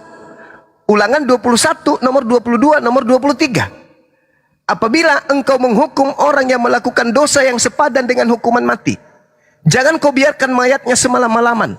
Sebab siapa yang dikutuk oleh Tuhan Elohim, jangan kau biarkan mayatnya menyentuh tanah yang diwariskan kepadamu. Jadi yang digantung di atas salib ini siapa? Orang terkutuk. Yesus. Kok bisa? Kok bisa Yesus terkutuk? Apa alasannya? Apa dosanya Yesus sampai dia terkutuk? Enggak mungkin. Yesus mengatakan iblis sedikit pun tidak berkuasa atas diriku. Berarti yang turun ke kubur dan yang keluar dari kubur dan yang engkau tuhankan hari ini itu adalah iblis. Angkatan jahat. Angkatan jahat. Angkatan jahat. Anda mengaminkan angkatan jahat. Bagaimana dengan murid-murid Yesus? Anda lihat di dalam Markus 24 nomor 9, nomor 10, nomor 11. Anda baca. Di dalam Lukas 24 nomor 9, nomor 10, nomor 11. Anda baca. Ketika kemudian orang datang di kuburan, tidak menemukan kemudian jasad oknum tersebut, mereka datang melapor kepada 11 muridnya. Apa yang dikatakan? Hei murid-murid, ya paman, orang yang ada di dalam kubur itu hilang. Ah masa? Katanya dia sudah mati. Iya, cobalah kau pergi. Mereka tidak percaya. Murid-murid tidak percaya akan kebangkitan hari ketiga. Tidak percaya sama sekali. Meskipun demikian, Petrus menengok ke kubur. Apa yang dikatakan Petrus dalam hatinya? Apa yang sedang terjadi ya? Tuh. Kenapa Petrus bertanya dalam hatinya setelah melihat kuburan hanya ada kain kafan? Petrus bertanya, apa yang sedang terjadi ya? Andai saja Petrus dan kawan-kawannya angkatan jahat, maka semua mereka akan percaya kebangkitan. Malah ketika Yesus datang, di data nomor 37-nya, apa kata mereka? Apa kata Lukas? Mereka ketakutan sebab mereka mengira melihat hantu. Coba. Padahal harusnya kalau murid-murid ini angkatan jahat, harusnya mereka berlarian memeluk Tuhannya. Tuhan kita sudah bangkit pada hari ketiga. Sebagaimana tanda yang kita minta. Ya guru, berikanlah tanda kepada kami. Tidak akan diberikan tanda kepada angkatan jahat selain tanda Yunus. Apa itu? Bangkit pada hari ketiga. Muridnya percaya enggak? Enggak, malah mengiranya melihat hantu. Tapi Kristen percaya bahwa kebangkitan itu adalah keselamatan. Siapa yang mengajarkan itu? Siapa yang mengajarkan? Iblis yang datang mengaku Yesus. Melalui siapa? melalui Paulus. Mau bukti? Silakan Anda lihat di dalam Matius 12 yang saya bacakan tadi tentang angkatan jahat. Di situ Yesus menerangkan kemudian bahwasanya iblis masuk kepada orang yang bertaubat, masuk ke dalam tubuhnya. Di dalam Matius 12 nomor 43. Apabila roh jahat keluar dari manusia, ia pun mengembara ke tempat-tempat dan tandus mencari pemberhentian. Tetapi ia tidak mendapatkannya. Lalu ia berkata, aku akan kembali ke rumah yang telah kutinggalkan itu. Maka pergilah ia dan mendapati rumah itu kosong, bersih, tersapu dan rapi teratur. Lalu ia keluar dan mengajak 7 roh lain yang lebih jahat daripadanya, dan mereka masuk dan berdiam di situ. Maka akhirnya keadaan orang itu jauh lebih jahat daripada keadaannya semula. Demikianlah juga yang berlaku atas angkatan jahat ini. Jadi angkatan jahat kemasukan 8 roh jahat di dalam tubuhnya. Yang datang kepada Paulus itu bukan Yesus, yang datang kepada Paulus itu adalah roh jahat, angkatan jahat. Jelas itu. Makanya Kristen sebagai pengikut Yesus ajarannya aneh. Tuhan datang mati dibunuh manusia, nebus dosa manusia. Ajarannya aneh. Itu. Paham ya? Nah, saya kira begitu dari saya, bahwasanya saya simpulkan yang kalian sembah itu adalah iblis. Mohon maaf nih, kita berdiskusikan bukan menghujat. Yang kalian sembah itu adalah iblis yang ngaku-ngaku Yesus. Saya kembali sedikit 1 menit. Habis itu Anda terangkan, tapi kalau bisa kita tiktokan aja, nggak usah terlalu panjang kayak gini, karena materi ini sudah dihafal oleh netizen. Ketika Anda membaca Yohanes 5 nomor 28-29, silakan aja Yesus menghakimi seluruh manusia, silakan aja. Tapi apa penghakimannya? Manusia, ya paman, kenapa kau tidak menyembah aku? Menyembah kamu? Ya. Kenapa bisa menyembah kamu? Karena aku mengajarkan sembahlah aku. Di mana Cak Ayu? Di mana? Manusia, ya paman, kenapa kamu tidak ke gereja? Emang ada perintahmu? Enggak ada sih. Paman, kenapa kamu membiarkan kemudian dirimu tidak makan babi? Emang ada ajaranmu makan babi? Manusia, ya paman, kenapa kamu tidak kemudian ibadah minggu? Emang ada perintahmu ibadah minggu? Kenapa kau tidak menuhankan aku? Emang ada perintahmu menuhankan dirimu? Makan babi, tidak bersunat, emang ada? Ada perintahmu untuk menjadi Kristen? Tidak ada kan? Nah, apa yang mau dihakimi? Kalian Kristen. Yang dihakimi kalian. Orang akan dibangkitkan, diupah berdasarkan perbuatannya masing-masing. Yang baik masuk surga, yang jahat masuk neraka. Siapa yang jahat? Siapa yang jahat? Siapa angkatan jahat? Siapa yang kerasukan 8 roh jahat? Siapa yang mengajarkan kemudian menyembah kepada manusia? Siapa yang mengajarkan kemudian menyembah kepada roh? Yang jahat siapa? Yang memanggil Yesus Tuhan siapa? Yang bernubuat pakai nama Yesus siapa? Yang bermujizat pakai nama Yesus siapa? Siapa yang dinubuatkan sebagai angkatan jahat? Yang kemasukan 8 roh? Yang jahat masuk ke neraka.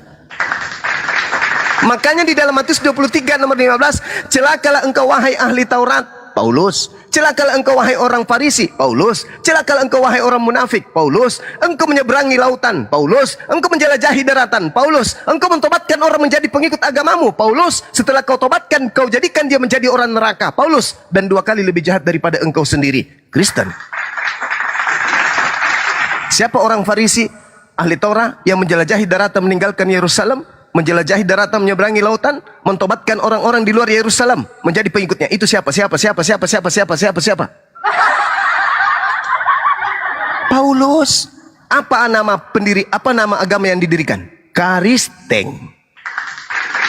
Di mana Paulus mendirikan agama Karisteng? Kisah Para Rasul 24 nomor 5. Tuh. Paulus ini adalah penyakit sampar. Dia telah menyesatkan orang-orang Yahudi di dunia yang beradab.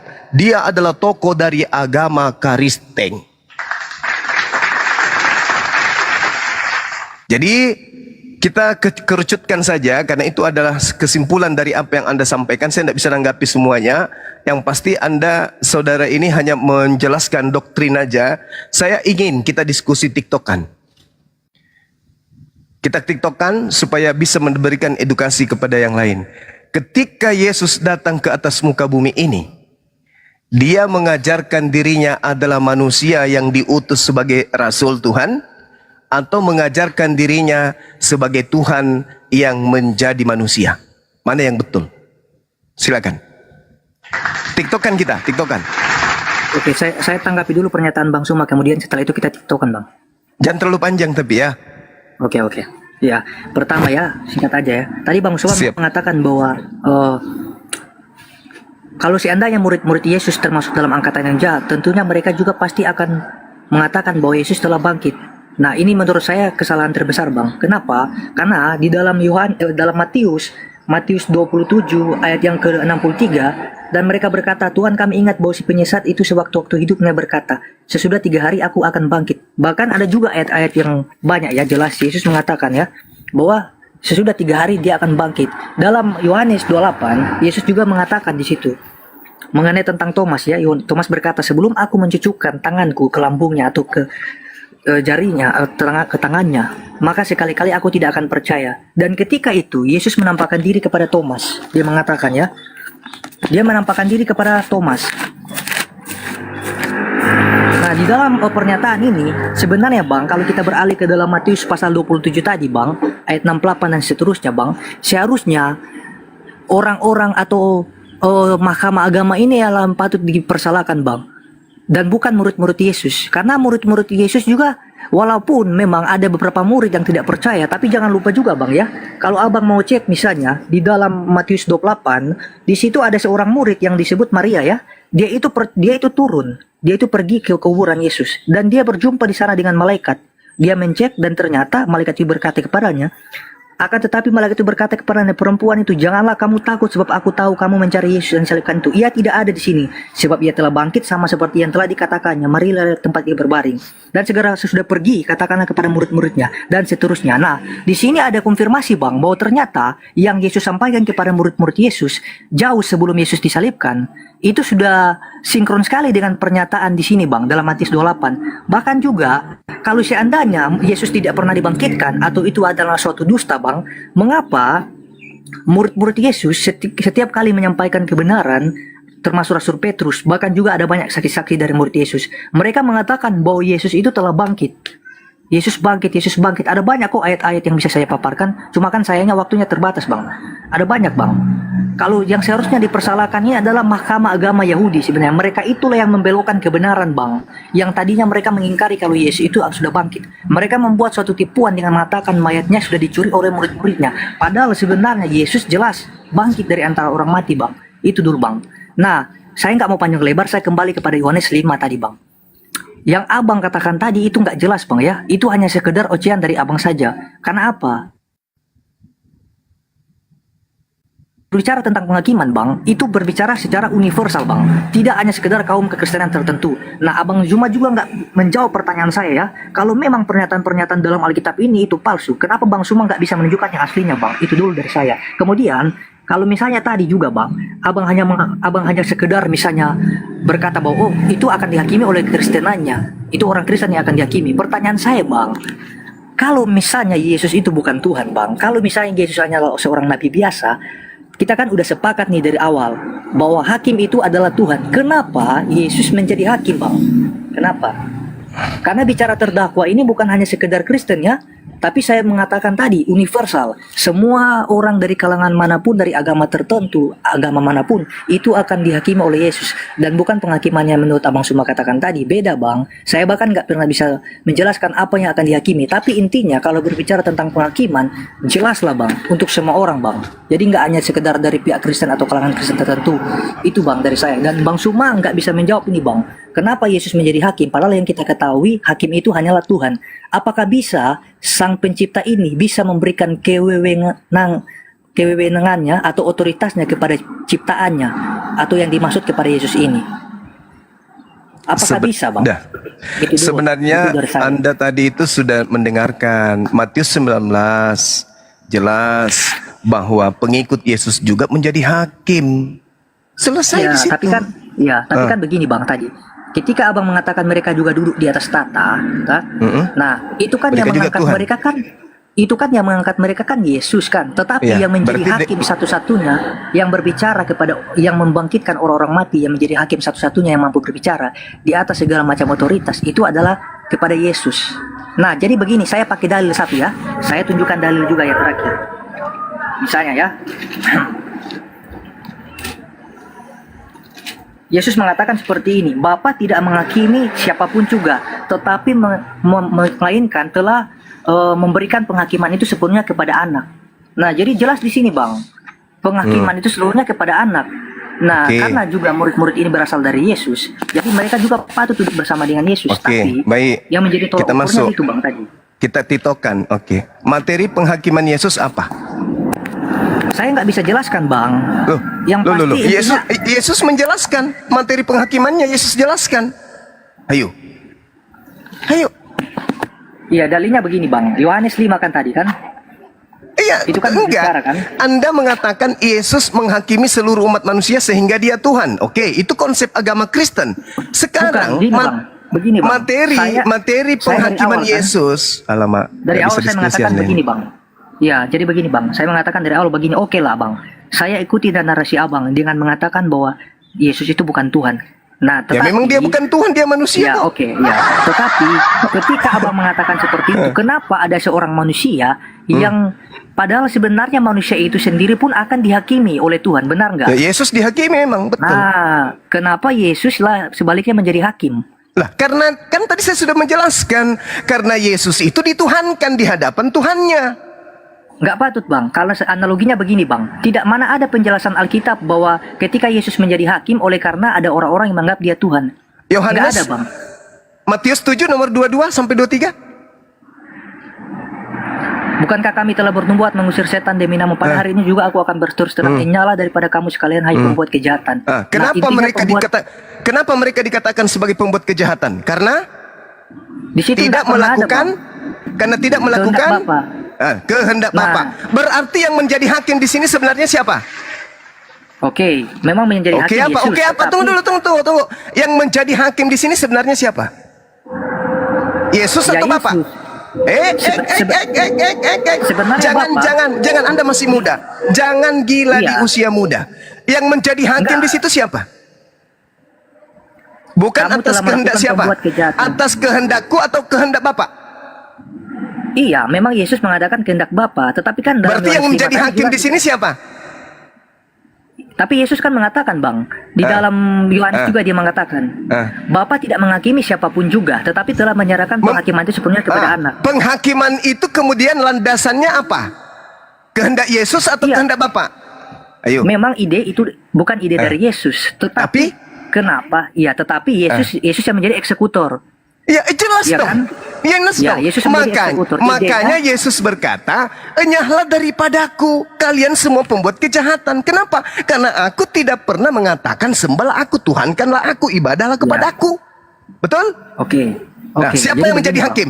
Tunggu, siapa yang menjadi Kalau hakim di situ? Bang. Iya, berarti Yesus. Tetapi yang pada awalnya idenya dari Saudara masih muda, jangan gila permanen kayak Eksekutor. bapak-bapak gereja. Yesus Yang menjadi eksekutor, hakim di Bang. situ siapa? sesuai Matius 7 ayat yang keberapa tadi? Ya. Yang menjadi hakim di situ siapa? Yang sesuai konteks Matius 7 tadi. Iya, siapa yang menjadi hakim di situ? Ya Yesus. Enyahlah daripadaku, kalian semua pembuat kejahatan, karena kalian menuhankan aku itu bukan atas kehendak. Ya, bukan setiap orang yang bersuruh kepadaku Tuhan Tuhan akan masuk ke dalam kerajaan sorga, melainkan dia yang melakukan kehendak Bapakku yang di sorga. Pada hari terakhir Siapa itu orang akan Bapak? bersuruh kepadaku. Siapa itu Bapak? Siapa itu Bapak? Iya. Yesus atau bukan?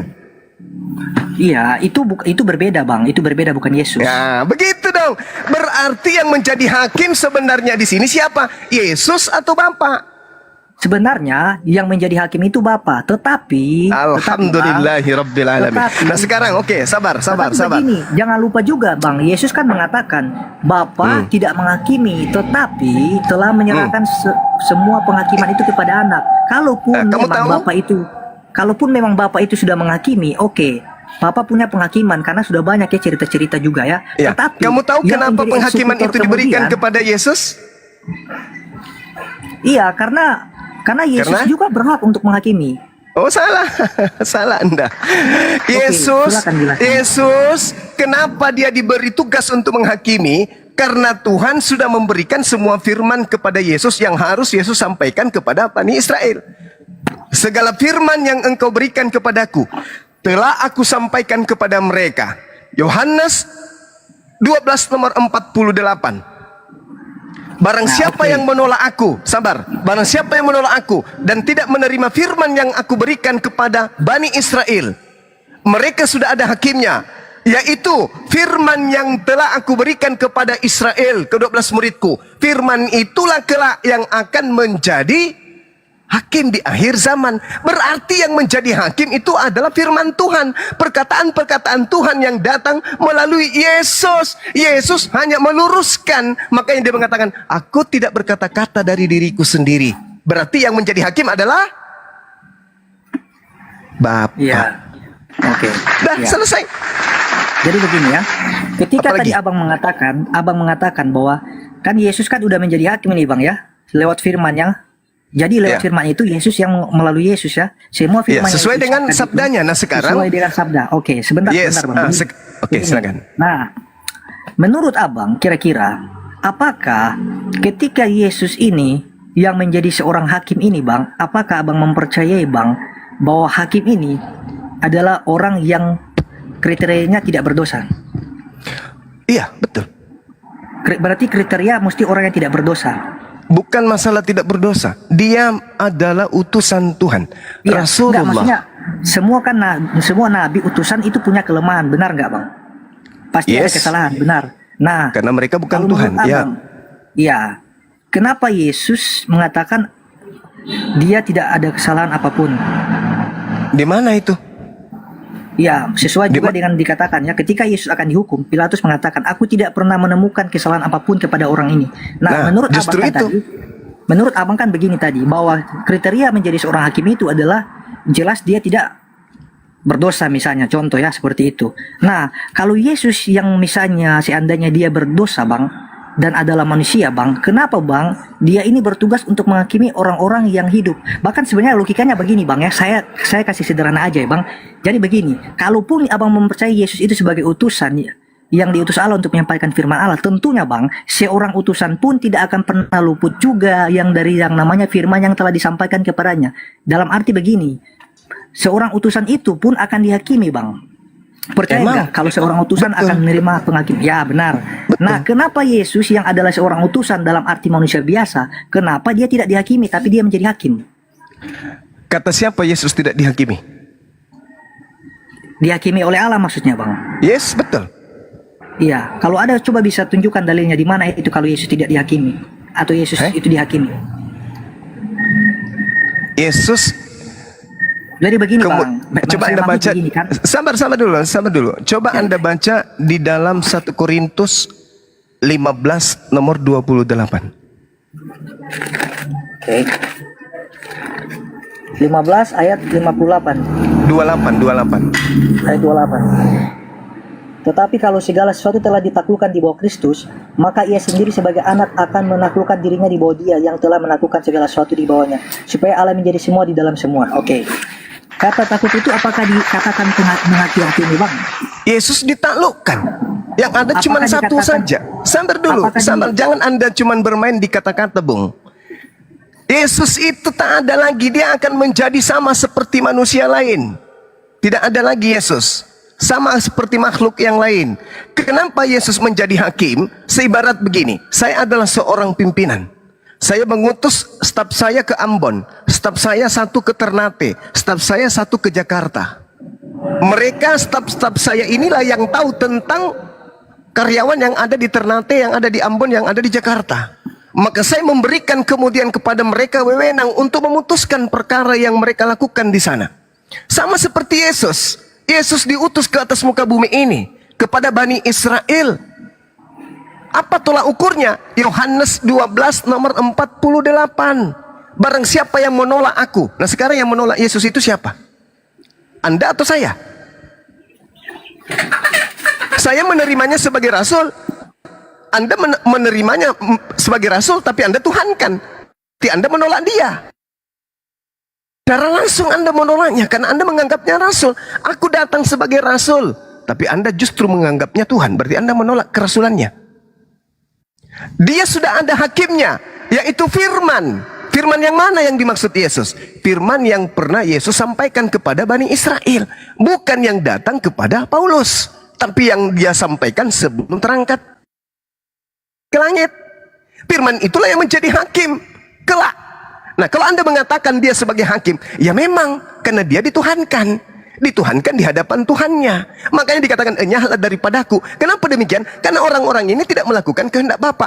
Kehendak Bapakku adalah kalian menganggap aku rasul. Supaya mereka tahu bahwa engkaulah yang telah mengutus aku. Berarti aku adalah utusanmu. Kehendak Bapakku adalah anggap saya utusannya. Bukan saya adalah Tuhanku itu sendiri. Nah, kemudian Anda bertanya tadi, mana Injil yang diberitakan? Mana segala firman itu? Anda katakan kalau ada yang palsu berarti ada yang asli. Tidak begitu. Yesus mengatakan segala firman yang engkau berikan kepadaku telah aku sampaikan kepada mereka. Mana segala firman itu? Tunjukkan ke saya. Ada? Tidak ada. Markus 1 nomor 14, Yesus memberitakan Injil kerajaan Allah. Mana Injil kerajaan Allah itu? Ada? Tak ada. Jadi kalau Anda mencari Injil yang diajarkan oleh Yesus, minta ke saya, Anda salah. Yesusnya mengajarkan Injil kepada Bani Israel. Minta kepada Bani Israel. Karena Yesus mengatakan, dia mengajarkan Injil kerajaan Allah kepada Bani Israel. Mana Injil kerajaan Allah itu? Tanya kepada mereka, jangan tanya kepada kami umat Islam. Masalahnya kan Bang, abang kan tadi kan mengatakan kan itu kan nggak benar. Jadi saya minta pertanggungjawaban dari abang karena abang yang mendalilkan itu, abang yang mengucapkan itu. Oke, sekarang begini. Ketika Yesus mengatakan segala firman yang engkau berikan kepadaku, pertanyaan saya, apakah kemudian surat-surat Paulus sudah ada pada saat itu? Iya, memang belum ada Bang. Tetapi Belum ini kan- ada. Lalu surat-surat Paulus ini dari mana? Iya, kalau misalnya saya mengatakan kepada abang begini, surat-surat Paulus ini adalah surat-surat, dia kan mengatakan begini Bang, aku adalah seorang rasul yang bisa dipercayai. Itu kan banyak pernyataan Paulus mengenai tentang dirinya, tetapi kan Ya, ada banyak sekarang kan, permasalahannya, ada banyak Yesus- dari kalian teman-teman yang mengatakan bahwa Paulus ini rasul palsu. Dia iya, ini memang tidak palsu. pernah bisa tidak ada Memang pernyataan palsu. yang mampu melegitimasi dari pernyataan-pernyataannya atau apalagi dalam penulisannya dalam surat-suratnya. Itu kan yang sering kali dikatakan. Nah, makanya sekarang saya begini Bung, saya minta pertanggungjawaban. segala firman yang engkau berikan kepadaku telah aku sampaikan kepada mereka. Ada nggak Paulus di situ sebagai penerima? Iya, itu kan maksudnya Yesus kan sedang berbicara mengenai tentang tugasnya sendiri, Bang, bukan lagi berbicara tentang rasul-rasul. Lah enggak. Jadi, Ketika Yesus melakukan kalau penginjilan, dia mengatakan kalau berbicara segala mengenai firman tentang yang rasul, engkau Bang. berikan, segala firman yang engkau berikan telah aku sampaikan kepada mereka. Ada nggak Paulus di situ sebagai penerima? Memang kalau dari segi murid-murid, Paulus itu bukan termasuk dalam tugas itu. Lagi pula kan Berarti dia memang tidak baru ada. muncul. Jawab aja tidak ada. Ada nggak Iya, Lukas tidak hadir ada. di situ? Kalau secara langsung dia tidak ada karena belum termasuk dalam murid itu. Tidak ada. Ada nggak Lukas di situ? Bang, sebentar. Tetapi ketika ada seorang murid dari Yesus yang bernama Barnabas, yang kemudian juga adalah orang yang pertama membawa Paulus, memperkenalkan Paulus di lingkungan saudara-saudara, mereka itu cuma Paulus mengetahui dari tafsiran ini, Bang. kepepet. Enggak. Saya tanya, segala firman yang engkau berikan kepadaku telah aku sampaikan kepada mereka. Ada nggak Paulus di situ? Iya, Nggak saya ada. sudah jawab tadi, nggak ada. Nggak ada. memang. Ada nggak Lukas di situ? Nggak ada memang, Bang. Ada nggak Markus di situ? Ada nggak Markus di situ, Bang? Ada nggak Markus di situ? Kalau Markus, Bang, tidak termasuk dalam tugas murid ini, Bang. Tidak ada. Bilang aja tidak ada. Ada nggak penulis Matius di situ? Matius murid Yesus, ya, jelas ada. Iya. Kalau itu betul. Tapi ada nggak penulis Paulus di situ? Paulus apa? Penulis Matius ada nggak? Penulis Matius. Iya. Iya kan saya katakan tadi kalau Matius itu memang murid Yesus. Kalau Matius itu murid Yesus. Oke, si Kepas iya. Yang saya tanyain, sorry. Bukan, Si bukan, Lewi salah, bukan iya. Kepas. Iya, bukan Kepas, Petrus. Nah, sekarang yang saya tanya, ada nggak penulis Matius di situ? Ada nggak penulis Matius hadir? Segala firman yang kau berikan telah aku sampaikan. Ada nggak penulis Matius hadir juga di situ? Yang disebutkan yang menulis Matius ini kan adalah murid Yesus, Matius Oh, ini. bukan. Penulis Matius itu bukan murid Yesus. Nggak Nah, dari ada. mana, Penulis Bang? Matius Dari mana, nggak Bang, ada. datanya, Bang? Dari mana datanya, Bang? Matius 9 nomor 9. Matius 9 nomor 9. Ya, saya akan baca. Jadi, penulis Matius itu bukan murid Yesus. Dia tidak ada ketika segala firman terkan kepada muridnya. Abang Matius, mengatakan penulis Matius. segala firman yang telah engkau sampaikan kepadaku telah kusampaikan kepada mereka. Nah, jadi abang mempertanyakan Telah aku sampaikan kepada mereka. Telah aku sampaikan Paulus kepada tidak, mereka. tidak ada, Lukas tidak ada, Markus tidak ada, penulis Matius pun tak ada. Dari Penulis mana Matius misalnya pun tak data ada yang di situ. mengatakan bahwa Matius itu bukanlah Matius yang menulis sendiri, tapi orang lain. Tadi Matius berapa tadi, Bang?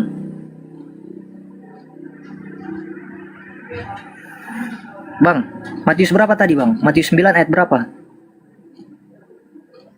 Markus, Matius, Yohanes, penulis Yohanes itu semuanya tidak ada di situ. Enggak, maksudnya Matius berapa tadi yang didalilkan? 9, nomor 9.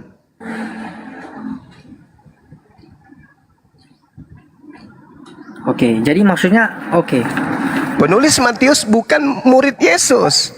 Dia orang yang tidak dikenali. Terakhir kemudian baru dianggap itu tulisan Matius, bukan. Begitu juga buku Yohanes. Buku Yohanes ini juga bukan murid Yesus yang menulis, tetapi orang lain. Anda boleh baca di dalam Yohanes 21 nomor 24 sampai 25. Bukti bahwa tidak ada penulis Bible itu murid Yesus, tak ada. Jadi segala firman yang Yesus sampaikan kepada muridnya itu tidak dituliskan oleh muridnya. Penulis-penulis Bible ini termasuk Yohanes adalah menerima kesaksian-kesaksian dari orang-orang. Paham di situ? Jadi kalau Anda mencari Injil kerajaan Allah yang Yesus ajarkan, ya tidak ada lagi. Kenapa? Karena orang Yahudi pun kehilangan, apalagi Kristen, apalagi Islam. ya begini aja, Bang. Yang saya maksudkan tadi adalah mohon tunjukkan, Bang, data-data yang sudah tidak valid itu, Bang, yang Abang maksudkan. Loh, semua yang tertulis di dalam Bible itu tidak valid. Semuanya. Iya, makanya tunjukkan oleh saya. Semuanya. Dari kitab Kejadian sampai Wahyu, semuanya Iya. tidak valid. Saya minta pertanggungjawabannya, Bang. Tunjukkan data yang misalnya di mana data berarti yang aslinya, yang validnya itu di mana? Loh, kok jadi tanya saya yang aslinya? Kan Abang mengatakan bahwa tidak valid misalnya. Ya, sekarang begini, Bung. Kalau Anda disuguhkan uang palsu tanpa uang asli, bisa nggak Anda mengatakan bahwa uang ini palsu? Bisa kan? Tanpa menunjukkan yang asli? Bisa dong. Begitulah ketika Bible Iya, diajarkan, disampaikan ke... Permasalahannya begini, Bang. Permasalahannya kalau misalnya Iya. analoginya hanya sekedar dari uang saja, saya memang nggak perlu memang. Karena memang jelas banyak bisa dengan mudah saya temukan. Tetapi apabila hal itu tidaklah saya temukan, berarti kan ini saya minta. Oh, berarti kalau begitu mana dong yang aslinya? Karena saya memang jujur nggak bisa temukan. Nah, makanya Sekarang saya ada bertanya nggak? sama Bang Suma. Ada tidak Kalau Bang murid Suma Yesus? mengatakan, gini, Bang. Ada Kalau nggak Bang Suma murid Yesus? mengatakan, Ada kalau nggak murid Bang Yesus? Suma berani mengatakan bahwa ternyata Alkitab itu dari Kejadian sampai Wahyu tidak valid atau tidak asli, ya saya minta, Bang, tunjukkan, Bang. Karena kalau Bang Suma berbicara tentang ini, otomatis Bang Suma juga tahu dong aslinya di mana. Oh, bukan Bentuknya begitu, seperti Bung. apa? Orang berakal itu tidak begitu cara kerja otaknya. Sekarang Nah, terus- begini, sekarang begini. Musa menerima Taurat itu dalam bahasa apa? Dan tahun berapa? Lah, Bisa maksudnya jawab? masa Abang balik bertanya sama saya? Ini kan Supaya saya gini, Bang. jelaskan. Musa menerima Taurat dalam bahasa Ibrani di tahun 1400 sebelum Masehi. Tahun 3 sebelum Masehi, Kaisar terus maksudnya Ptolemy gini, II Kejadian- memerintahkan rabi-rabi menerjemahkan kitab Tanakh ke dalam bahasa Septuaginta. Oh, Kejadian sampai Wahyu itu intinya begini. Di mana misalnya kitab-kitab itu bisa didapatkan? Di mana itu, Bang? Saya kira Anda ini cerdas, rupanya error Bukan, juga rupanya, maksudnya sama seperti Pak Bom rupanya. Abang kan tadi kan mengatakan Kejadian sampai Wahyu itu tidak valid, ya kan? Ya memang nggak valid. Nah, tidak valid berarti maksudnya gini. Keasliannya itu di mana? Yang asli. Kitabnya Nabi Musa itu berbahasa Indonesia atau bahasa Ibrani? Iya, memang kalau dari terjemahan jelaslah bukan bahasa Indonesia. Bang. Jelas sudah nggak Kan valid. namanya berarti. terjemahan. Namanya Kalau terjemahan berarti tidak asli. Nah, saya tanya berarti gini. Ya, kalau ada memang kitab yang mendekati original teksnya, Bang, yang aslinya misalnya. Nah, itu di mana? Itu di mana? Kalau Abang mengatakan itu bukan Bible tugas saya menunjukkan itu Abang kan bukan maksudnya tugas mendalilkan, saya. Bang. Abang kan mendalilkan. Abang kan mengatakan Bahlul ini kan juga lama-lama ini anak. Enggak, maksudnya Sekarang abang saya kan tanya, menunjukkan. sekarang saya tanya sama saudara, kitab yang dibawa oleh Belanda masuk ke Nusantara ini itu milik Nabi Musa. Itu semua hanya kitab terjemahan. Nah, kalau valid apabila nggak itu? terjemahan- Valid nggak itu? Valid Ya, nggak itu kalau sebagai memang- kitabnya kalau Nabi dalam Musa? terjemahan, Ku kalau tanya dalam- dulu saudara, dalam valid terjemahan. tidak itu? Valid dalam- tidak itu? Iya, gini. Valid Dalam tidak itu terjemahan- sebagai kitabnya Nabi Musa? Dalam valid tidak? terjemahan itu ada banyak Saya kesalahan. tanya, valid Ada tidak banyak itu sebagai kesalahan. kitabnya Nabi Musa? Valid Karena tidak ada itu banyak sebagai kesalahan, makanya tidak valid.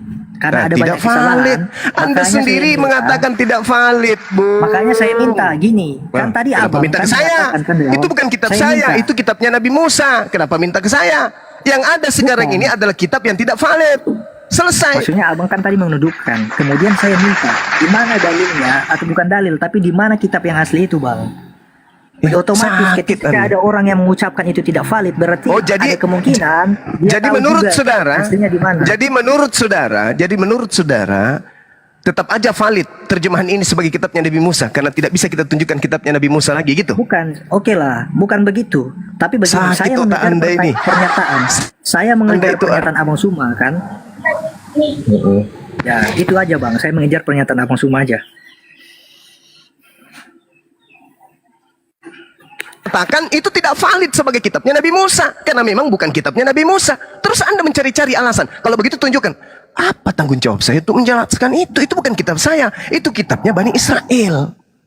Begitu juga ajaran Yesus. Yesus mengajarkan kepada murid-muridnya, bukan kepada Kristen, bukan kepada Lukas, bukan kepada Paulus, bukan kepada Markus, bukan kepada penulis Matius, bukan kepada penulis Yohanes, kepada muridnya. Kenapa? Karena menurut penyelidikan yang dilakukan penulis Yohanes, segala muridnya, semua muridnya tahu dengan benar dan percaya bahwa Yesus adalah utusan. Jadi kalau ada kemudian penulis-penulis wartawan yang datang setelahnya mengatakan Yesus adalah Tuhan itu sendiri, itu wartawan Oke. tidak terdaftar. Oke. Bukan Oke, murid baik, Yesus baik. itu. Baik, saya tidak akan pernah mempertanyakan lagi ke Bang Suma kalau di mana letak keaslian kitab itu atau disimpan di mana. Oke, saya nggak tanya itu ya. Sekarang saya berubah pertanyaan saya. Oke, Bang. Sekarang saya tanya Silakan. begini, kalau memang yang digunakan ini tidaklah valid, mengapa Abang Suma kebanyakan memakai argumentasi yang berasal dari Alkitab? Ayat-ayat Oke. yang Abang Suma pakai. Kenapa? Oke. Baik. Kalau di dalam Al-Qur'an ya Nggak, saya dikatakan nggak tanya Al-Quran. Loh, kan Anda bertanya kenapa? Karena Al-Quran saya mengatakan bahwa kitab Anda itu adalah kitab Salome. Sederhana kan? Anda kan bertanya, kenapa Anda masih menggunakan? Karena kitab Anda itu kitab Salome. Kenapa kitab Salome? Ya karena mencampur adukan antara kebenaran dan karangan. Ya ahlal kitab lima talbisunal haqqa bil batil wa taktumul haqqa wa antum ta'lamun. Nah, lalu kemudian bagaimana? Itu. Mengapa di satu sisi, misalnya contoh ada perkataan Yesus yang dikutip oleh Abang ya, untuk membenarkan argumentasi Abang Suma. Tetapi di satu sisi ketika kami dari pihak kekristenan mengutip pernyataan Yesus itu tidak bisa diterima. Contoh ya, Ternyata di kitab saudara itu memang ada dua Yesus. Yesus yang asli dan Yesus yang palsu. dari mana? Makanya ini kebanyakan yang saya minta dari tadi saya kejar. Kalau dikatakan seperti Silakan ini, kejar mana? saya. Kamu akan kutangkap. Yesus di dalam kitab saudara itu ada yang asli, ada Yesus palsu. Ya. Di dalam kitab saudara loh. Mau saya kasih data? Silakan, tetapi begini Oke. Bang, perlu diingat Bang. Saya minta Bang ya. Gimana Bang data yang mengatakan ya ini kebanyakan ya, misalnya ada dikatakan kami mengambil data ya dari perkataan Yesus. Contoh misalnya Matius pasal 28, kadangkala itu dikatakan bahwa kitab yang tidak valid atau hanya sekedar tambahan. Nah, Iya betul itu. betul itu tambahan kan yang kalian katakan. Yes, Nah, betul. sekarang saya tanya balik Bang, kalau itu Ya. tambahan berarti di mana misalnya ada pernyataan bahwa itu tambahan? Di mana ada kesaksian-kesaksian bahkan data-data yang mampu mendukung argumentasi dari Bang Suma untuk Manuskrip, mengatakan kodeks ya mana kodeks Sinaiticus Vatikanusnya. Saya minta kodeks Vatikanusnya dan kodeks yang lainnya mana? Kok saya lagi yang punya tugas itu? Kalian lah Iya, yang punya kan? tugas. Di dalam Bukan. Sinaiticus Bukan, Vatikanus itu Kami tidak ada mempercayai, kemudian Bang. data 16, 17, 18, 19, 20 di dalam Kami Matius 28 itu. mempercayai, oke bisa tolong ditampilkan. Kami mempercayai bahwa Matius 28 itu bukan kitab tambahan. Nah, karena kami mempercayai itu bukan kitab tambahan dan Bang Suma mengatakan oh enggak itu kitab tambahan. Nah, tolong tunjukkan data untuk mendukung argumentasi dari Bang Suma. Oke, sekarang baca nomor 15-nya dari 28. Pakai logika aja, silakan. Bukan isi itu. Itu kan akan keluar dari itu akan keluar dari Alkitab, Bang. Kan begini, kita kalau berbicara manuskrip, Bang, itu akan keluar dari Alkitab yang ada sekarang ini, Bang, dari Matius 28 itu. Jadi mohon tunjukkan dari manuskrip yang mana, misalnya dari Codex Vaticanus atau Codex apalah. Yang beberapa macam kodeks itu tunjukkan, Bang. Sekarang begini, saudara. Saya Enggak, tanya tadi dulu. kan abang mengatakan, Saya tanya dulu saya akarnya cuma dulu saya minta- tanya. Saya tanya dulu akarnya. Matius itu ditulis tahun berapa? Ini dulu, akarnya dulu Waduh, kutanya. bukan. Aduh. Ya, jadi begini, kalau misalnya saya mengakui, Aduh. misalnya contoh ya, saya mengakui Bagaimana ini? kalau saya mengakui kalau tidak semua isi Alkitab atau tidak semua catatan-catatan tentang Matius itu saya hafal, saya udah jujur nih. Nah, misalnya tentang wawasan saya. Sekarang saya tanya misalnya dulu, belum saya sampai. tanya dulu sama Anda, Tetapi Matius ketika itu abang ditulis merasa- tahun berapa? Itu dulu. Iya, saya belum bisa memberikan Ya misalnya sudah, jawaban, lalu untuk Bang. apa saya tunjukkan manuskrip? Kalau tahunnya itu saja Anda sebagai nggak tahu. Itu sebagai bukti, nggak begini kan? Ketika saya mengetahui, otomatis kan dari belajar dulu, Bang. Benar nggak? Nah, Ya, saya terus kenapa mencari Anda semua mengimani bukti. kalau tanpa Anda pelajari? Kan lucu. Nah, Berarti Anda apabila beriman misalnya- dulu tanpa Oke. pelajari lebih dulu. Oke. Iya, siap, Harusnya siap. Anda Oke. pelajari dulu baru imani. Kalau begitu, Bang, silakan Abang ajarkan kepada saya dan tunjukkan data mengenai tentang apa yang saya imani dalam Matius 28 itu, bahwa ternyata itu adalah Silakan kitab Anda kembar. baca Tunjukkan nomor data. 15-nya.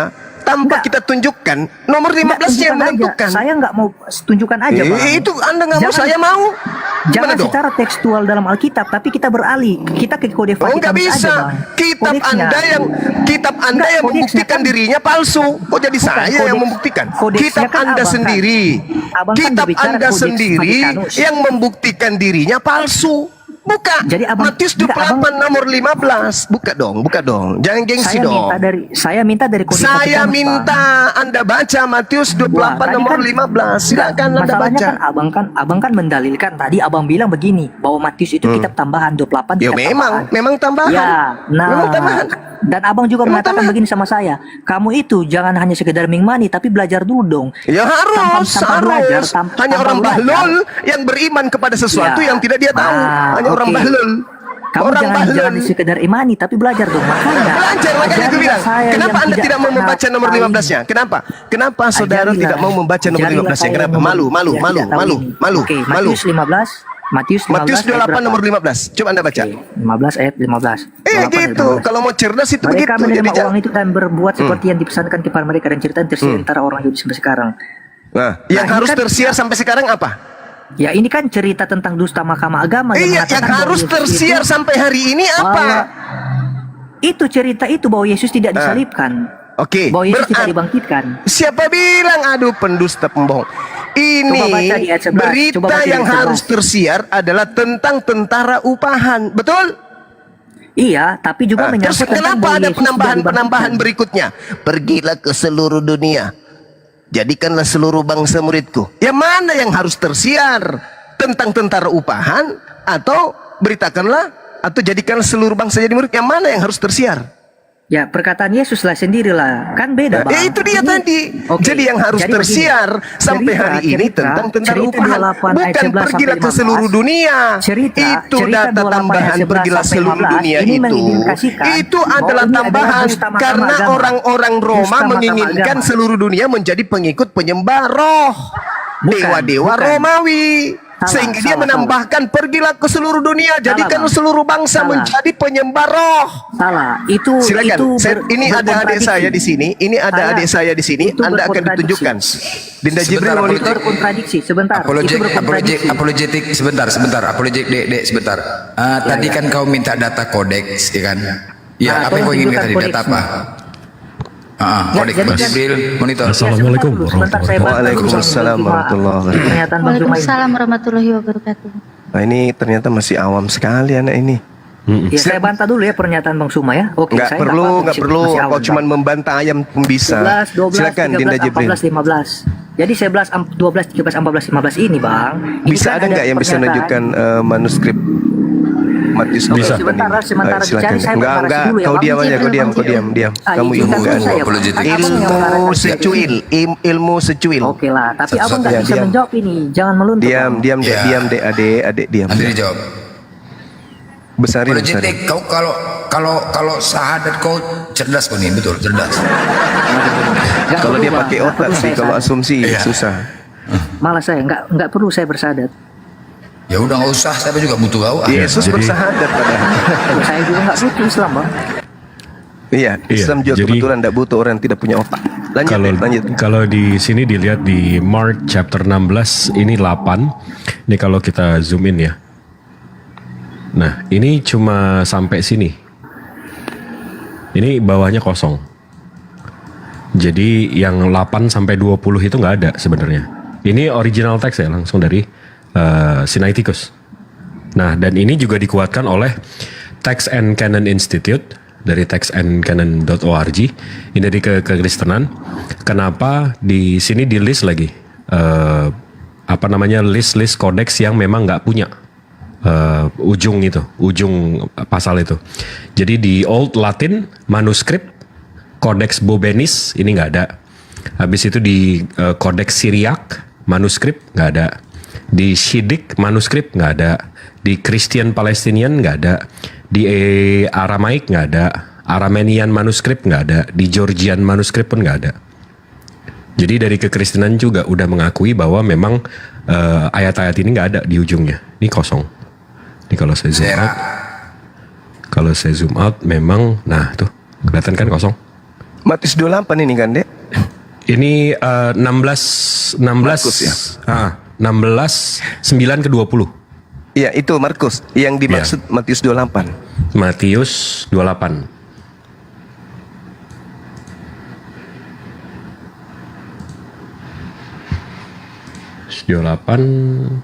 Sinai ya. Iya. Vatikanus ada nggak dengan Sinai? Sinai sampai 20 ayatnya. Kalau Vatikanus, Vatikanus saya belum cek.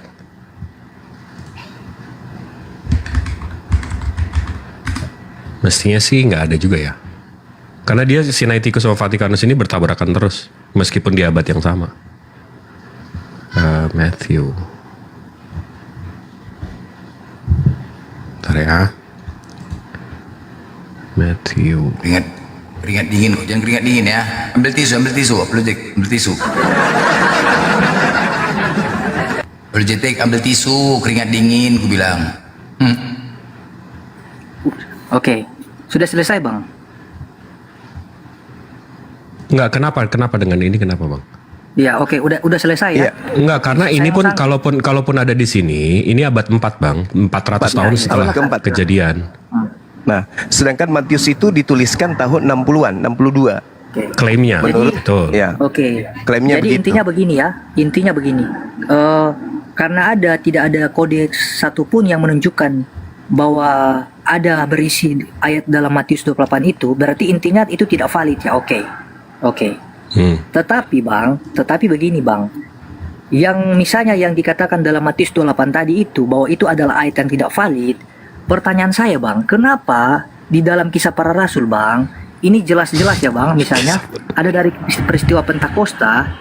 Peristiwa Pentakosta ini ada orang-orang yang mendengar atau menyaksikan peristiwa Pentakosta ini bukan orang-orang Yahudi saja. Oke. Biar sama saya aja bang Zuma bentar. Dia elam penduduk Mesopotamia dan lain Ya, sebagainya. boleh. Bang. Silakan, Dek.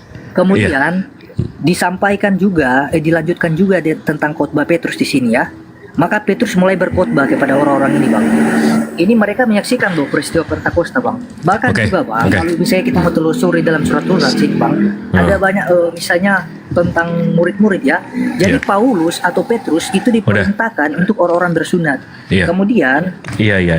Saya mau lanjut dulu, Bang. Nggak, tapi abang mesti pahami. Iya, saya sudah semua paham. Oke. semua kitab yang abang pegang sekarang itu nggak ada di abad 1, abad 2, abad 3 bang. Nggak ada manuskrip atau tulisan langsung. Jadi kalau abang bilang, oh ada saksinya. Mau di abad 1 mau 2 juta orang pun yang ngelihat. Tapi kalau dari 2 juta itu nggak ada yang nulis, itu berarti nggak ada buktinya bang. Karena di Bible abad 1, abad 2, abad 3 itu nggak ada bang. Jadi ini cuma imani saja. Tetapi kan begini Bang, ketika misalnya ada klaim-klaim bahwa ini tidak ada di abad pertama, abad kedua, dan abad kemudian, saya bingung juga ya. Ada yang membuat saya bingung. Kebanyakan justru dari Alkitab yang kami pakai inilah yang dianggap itu palsu, itu dijadikan argumentasi dari pihak lawan. Ya, Nah, terus jadi yang kalau membuat kalau kami kita pakai oke, menurut Abang kita kalau mau mematahkan pola pikir Abang yang salah kaprah yang menuhankan dewa-dewa ini, kita mesti Enggak, maksudnya begini. tunjukin apa? Al-Qur'an. Abang nggak akan mengimani Al-Qur'an, Abang akan mengimani kitab yang dari abad 4 ini kan?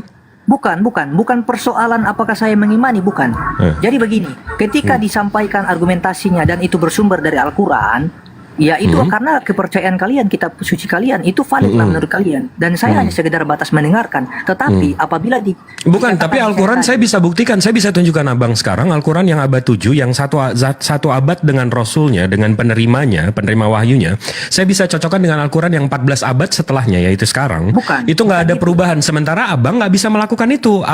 Biblos Abang abad 1 nggak ada, abad 2 nggak Bukan ada, itu, Bang. abad 3 nggak ada. Saya tidak pernah mengatakan bahwa Al-Quran itu kitab yang tidak valid atau yang tidak asli. Enggak, saya enggak sampai di situ pemikiran saya. Tetapi yang saya heran adalah ketika dikatakan bahwa Alkitab ini adalah kitab yang tidak valid, Bang. Tidak ada di abad pertama dan abad kedua dan abad yang kemudian daripada itu. Nah, kenapa kebanyakan Alkitab yang kami pakai ini, Bang, kebanyakan dijadikan argumentasi untuk membenarkan pihak Ya yang itu tadi dilawan. saya tanya, kalau saya pakai Al-Quran, Abang nggak akan mengimani juga kan? Abang mengimani kitab Abang kan? Kami menunjukkan bahwa kitab Abang ini, menunjukkan bahwa kitab Abang ini nggak bisa dijadiin pegangan untuk Sekali iman lagi, Bang. gitu loh. Sekali lagi begini, Bang, ya. Kalau datanya bersumber dari Al-Quran, kan saya sudah bilang, saya tidak pernah persoalkan, oke lah, mau urusan saya mau terima atau nyanda, yang terpenting kalian pakai data yang dari kalian, dan yang sesuai yang kalian imani. Tetapi, kemudian kalau kalian memakai data dari kami, yaitu Alkitab, dan kemudian di satu sisi juga kalian mengatakan, ini standar ganda ya, Bang. Di satu sisi, itu dijadikan sebagai suatu kebenaran untuk membela argumentasi kalian. Tetapi, di satu sisi, itu dijadikan sesuatu yang bahkan disebut anatema ya. Ya, abang tahu nggak kenapa kami membahas ini? Karena abang menyamakan, abang menggunakan kata Allah, Isa Al-Masih dan seterusnya. Kalau abang pakai teos, kalau abang pakai Tuhan abang, kayak orang-orang di luar negeri, kami nggak akan menyentuh karena abang mengaku ini Injil, sementara ini Evangelion, beda gitu loh. Sekali lagi begini. Abang mau nyuri diksi kami, tapi nggak mau disentuh, gimana nih? Sekali lagi begini ya, Bang. Saya bukan berarti melarang Anda untuk silakanlah. Kemudian silakan kalau Anda ingin memakai argumentasi yang bersumber dari Bible. Maksudnya begini, bukan begitu. Kalau Anda ingin memakai ayat-ayat dari Alkitab, Abang napas dulu, santai aja. Anda, misalnya, Anda ingin membenarkan argumentasi Anda lewat Bible, lewat ayat-ayat yang tertera di Alkitab, silakan. Nggak apa-apa, silakan. Tetapi jangan standar ganda dong, Bang. Maksudnya? Giliran kami yang memakai, kalian bilang, oh ternyata ini Alkitab. Abang ini mau pakai ada apa? yang pertama. Abang mau pakai apa? Enggak, maksudnya kan kadang-kala kan saya diskusi nih, Bang. Saya diskusi. Jadi saya diskusi, giliran misalnya saya menampilkan ayat, kemudian kan sesuai dengan pernyataan Bang Suma tadi. Dengan bukan Bang Suma, mungkin Abang yang mengatakannya tadi. Di abad pertama itu tidak ada, abad kedua juga tidak ada, abad ketiga tidak ada. Nah, jadi bagaimana nih, Bang? Yang kalau dikatakan abad pertama, kedua, dan ketiga dan seterusnya nggak ada, lalu misalnya tadi Abang mengutip argumentasi dari Alkitab, berarti itu nggak bisa dijadikan pedoman dong dalam Untuk argumentasi Untuk abang nggak bisa. Karena kan Iya, sama iman juga, saya kan nggak di seharusnya. situ, iman abang di situ. Seharusnya, dan batallah juga lah misalnya otoritas ayat itu untuk mendukung argumentasi Anda. Karena kan dibilang kan itu nggak Iya ada itu semuanya. itu kan dasar iman abang, bukan dasar iman Nggak, saya. begini. Abang paham nggak sih? Begini, oke, berarti iya saya paham. Berarti tidak baik dari argumentasi saya maupun Anda tidak akan pernah bisa valid kedua-duanya. Mengapa? Karena baik dari Anda maupun saya memakai argumentasi atau ayat-ayat pendukung untuk argumentasi kita. Bukan, kalau Itu abang bersumber kita itu makanya bersumber sebelum dari kitab yang tidak bisa dipercayai atau tidak ada di pertama dan makanya kedua. kita udah biasanya Bang Zuma sama apologet yang Nah, lain iya, itu udah kalau memahami kalau misalnya- abang ini udah paham bahwa kitab abang ini memang dari abad 4 nggak dari abad 1 dan itu landasan iman abang. Kalau sekiranya pernyataan ini misalnya seperti itu, ya saya no comment, saya nggak bisa melanjutkan lagi. Intinya kan ini kan bicara mengenai tentang dasar. Ya Apa udah gunanya kita- kalau memang jawaban abang akan gunanya imani kita- saja ya ngapain kita Apa diskusi? gunanya, Bang? Gini, Bang, ya. Apa gunanya kita mendalilkan sesuatu, mengutip sesuatu, tapi dasarnya itu udah ketahuan misalnya dikatakan bahwa itu Setuju. tidak salah, tidak asli. Setuju. Apa gunanya misalnya? Iya, Sama setuju. juga baik Anda maupun saya ketika mengutip satu ayat Alkitab, tapi itu tidak dijadikan misalnya sebagai dasar yang kuat atau punya otoritas. Itu kan landasan atau bisa iman abang, dipercaya. diulang lagi. Enggak, Itu kan saya- landasan iman abang. Abang Begini. paham gak sih bang? Saya percaya Alkitab ini adalah firman Tuhan.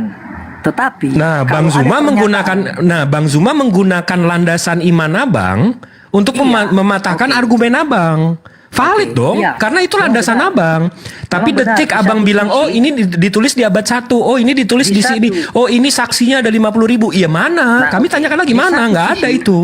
Di satu sisi benar, itu seperti menumpang dalam argumentasi saya, kan? Menumpang dalam keimanan saya. Argumentasi Bang Zuma itu Itu argumen bang. Terus Ya, Bang Zuma argumentasi- argumennya dimulai dari mana? argumentasi Kalau nggak dari itu- dasar keimanan abang?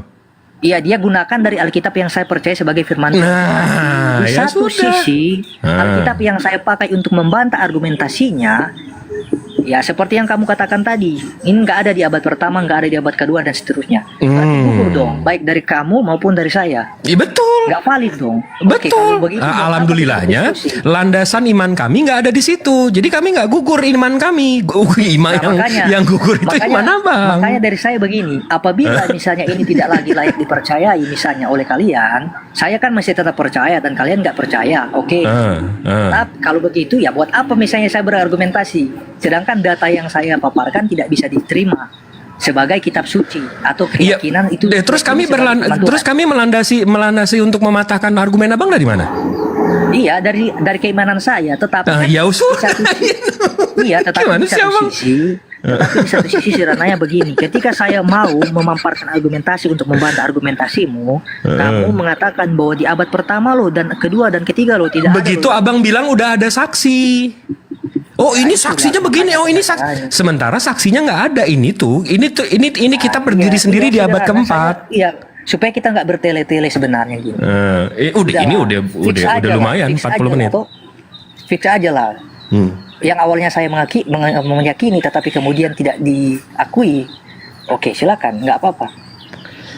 Nggak, tapi di sini saya mau memberitahu bahwa yang abang yakini ada saksi dan seterusnya itu nggak ada bang.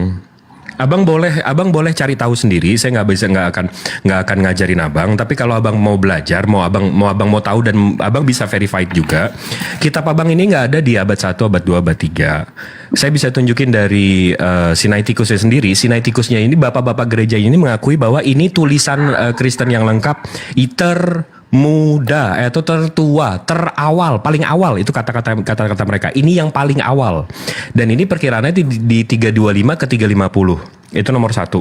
Kedua, kalau abang pelajarin lagi, abang percaya Tritunggal? Yes. Nah, kalau abang percaya Tritunggal, abang pelajari lagi. Tritunggal itu sumbernya dari Tertullian, bang. Abang bisa Google, abang bisa cari tahu. Bapak Iya, Trinity, Tertullian. Oke. Tertullian itu lahir di tahun 155 ke 160.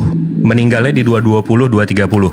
Abang tahu nggak Tertullian 40 ke 50 umurnya pertama, itu dia agamanya apa, bang? Ya, agama di luar Kristen. Roman Greco namanya. Konsep ketuhanan Roman Greco itu Kapitolin Triad. Tuhan Kapitolin Triad ini 3. Sang Bapa, Ya, Jupiter, kemudian dia beralih. Juno, Dia beralih kepada bukan lagi Sang Maha Firman. Tunggal. Ya. Jadi Tuhannya Tertullian sendiri di 50 umur dia pertama itu Tertullian ini konsep Tuhannya itu Kapitolin Triad. Bapaknya Jupiter, anaknya Sang Firman atau Juno, habis itu the wisdom, Roh Kudusnya. Nah, Tertullian masuk ke Kristenan di umur 50, habis itu dia mengusung konsep Trinitas. Yehosua di abad 1 dijadikan Firman, Roh Kudus dijadikan the wisdom, Jupiternya digantiin jadi Tuhan Bapa. Di mana ajaran nabi-nabi ini, bang? Di ajaran abang sekarang ini. Ajaran nabi-nabinya di mana? Apakah benar Nabi Ibrahim alaihissalam pernah menyembah Tuhan yang 3-1-1-3?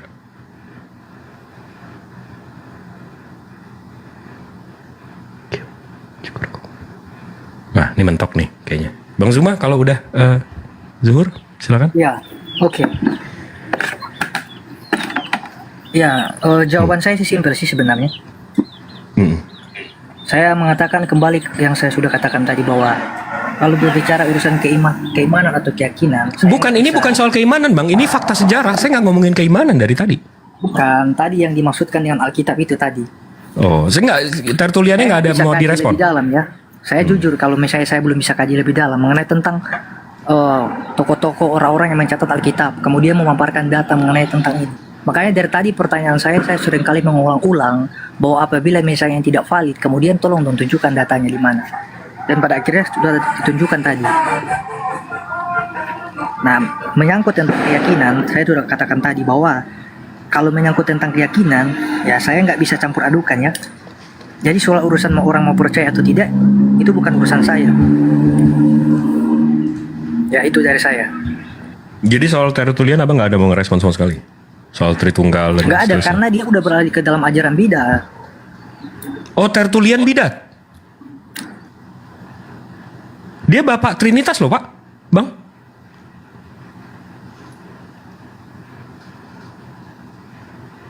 Bang. Tertulian ini bapak gereja nomor 1 di abad 2 loh. Iya, tapi kemudian menjadi oneness. Oh enggak, dia Tritunggal, Pak. Dia, ya Allah. Dia bapak pencetus pertama atau pelopor ajaran Tritunggal. Dia sudah Ah. menjadi mantan. Hah? Kapan? Coba cek data. Ini saya di depan datanya. Kapan tuh, Pak? Waduh, Bapak ngefitnah Bapak gereja nih.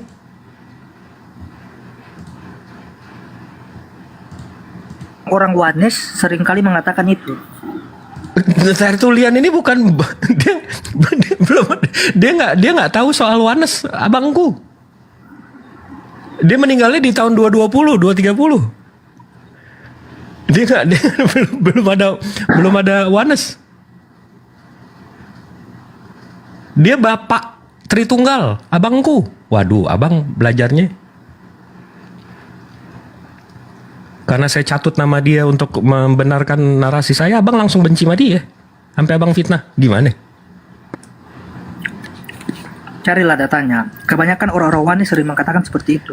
Ada Jadi yang- abang menuduh Tertulian oneness, sementara onenessnya belum ada. bukan saya. Itu pernyataan dari orang-orang oneness. Iya, pernyataan orang oneness. Mereka nggak suka sama Tertulian ini karena dia bukan orang Kristen awalnya. Dia bawa ajaran pagan dia ke dalam kekristenan. Mereka mengatakan bahwa oneness, bukan oneness tapi Tritunggal, itu adalah dipelopori oleh Tertullianus ini. Kemudian Ya, memang. Tertullianus menjadi mantan dari Tritunggal. Ah, itu nggak ada datanya itu. Itu saya nggak tahu. Itu nggak ada tuh datanya. Itu dia. Enggak, tapi abang tetap nggak menjawab nih. Di mana nabi-nabi sebelum Tertulian yang menyembah Tuhan yang Three in One?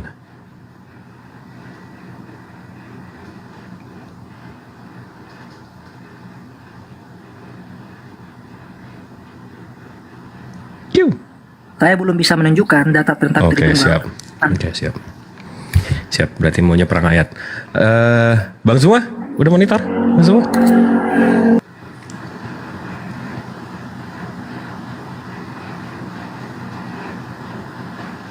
Lagi zuhur mungkin ya. Tapi kalau abang nggak mau dari segi sejarah dan ini, abang mengimani Tritunggal kan ya? Sampai dengan sekarang ini, saya masih mengkaji mengenai tentang Tritunggal. Oke, kalau berarti Yesus Tuhan menurut abang? Ya, kalau dalam Tritunggal. Oke, coba saya mau nanya nalar abang deh. Abang mengimani Tuhan abang maha besar. Coba diulang lagi. Abang mengimani Tuhan abang maha besar. Yes. Abang tahu definisi maha besar? Melampaui dari segala yang ada yang diciptakan. Bukan. Definisi maha besar, maha itu dalam KBBI, maha itu artinya kekal dan mengikat. Jadi kalau maha besar, dia itu secara fisik maha besar, dia kekal besarnya. Kalau dibilang maha suci, itu Secara fisik dia kekal. Hah? Secara fisik dia kekal berarti. Ini saya ngomong maha besar. Habis itu kalau maha suci berarti kekal dan mengikat sucinya. Dia nggak akan sedetik pun nggak suci.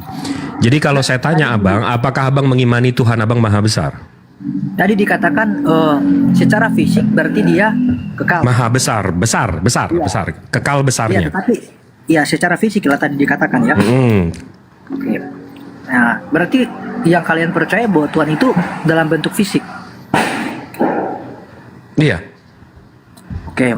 Jadi dia Kalau abang mau ngomongin kekuasaan yang besar itu maha kuasa, bang. Bukan. Beda. Maha kuasa, maha besar, maha suci.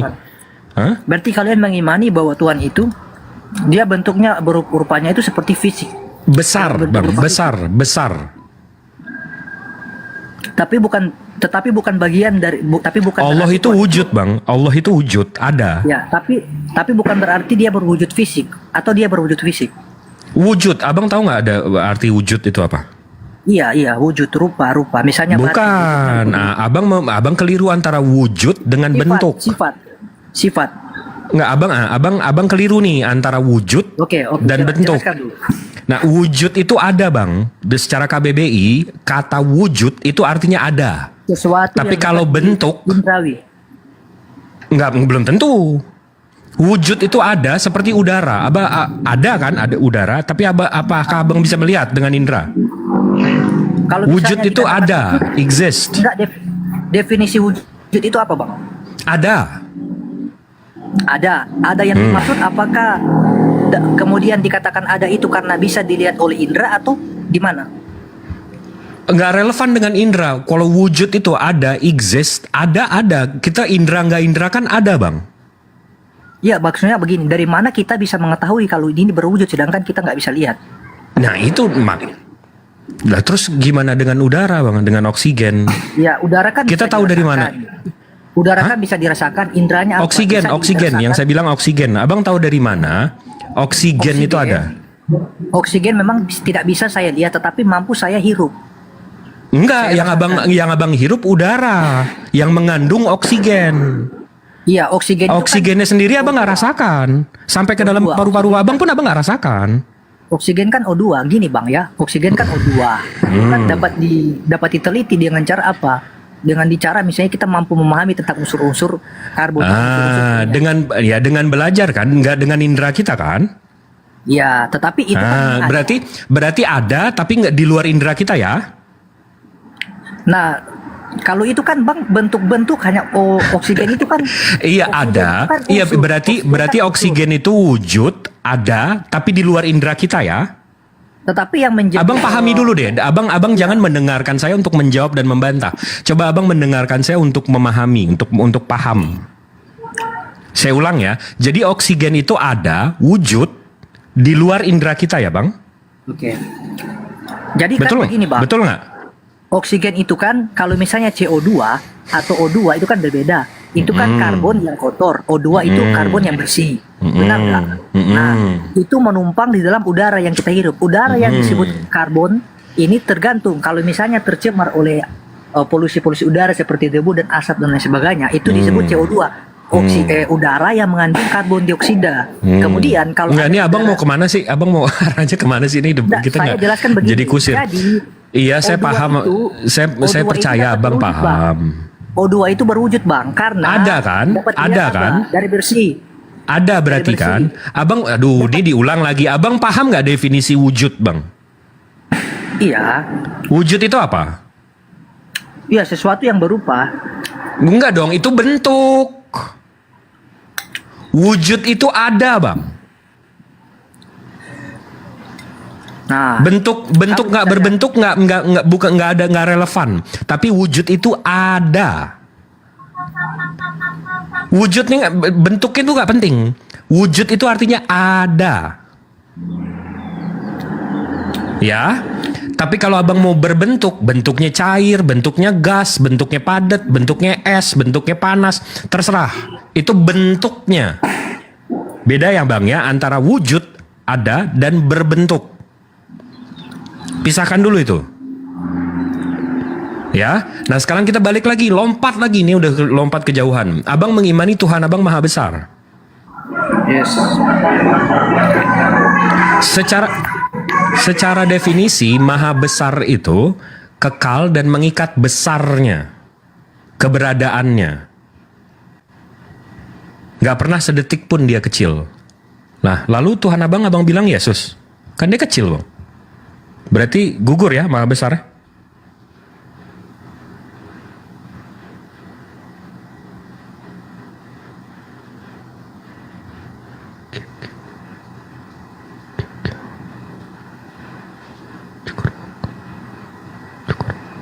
Mute-nya dibuka, Ten.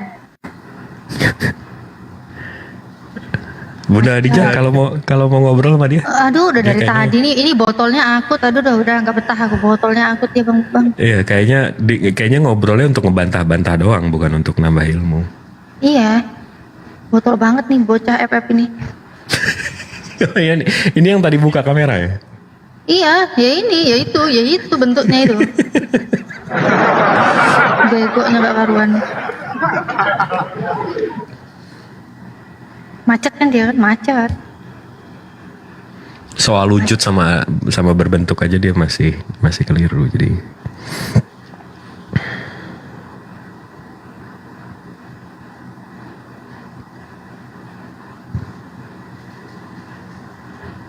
Seneng dia itu di mute itu, seneng dia.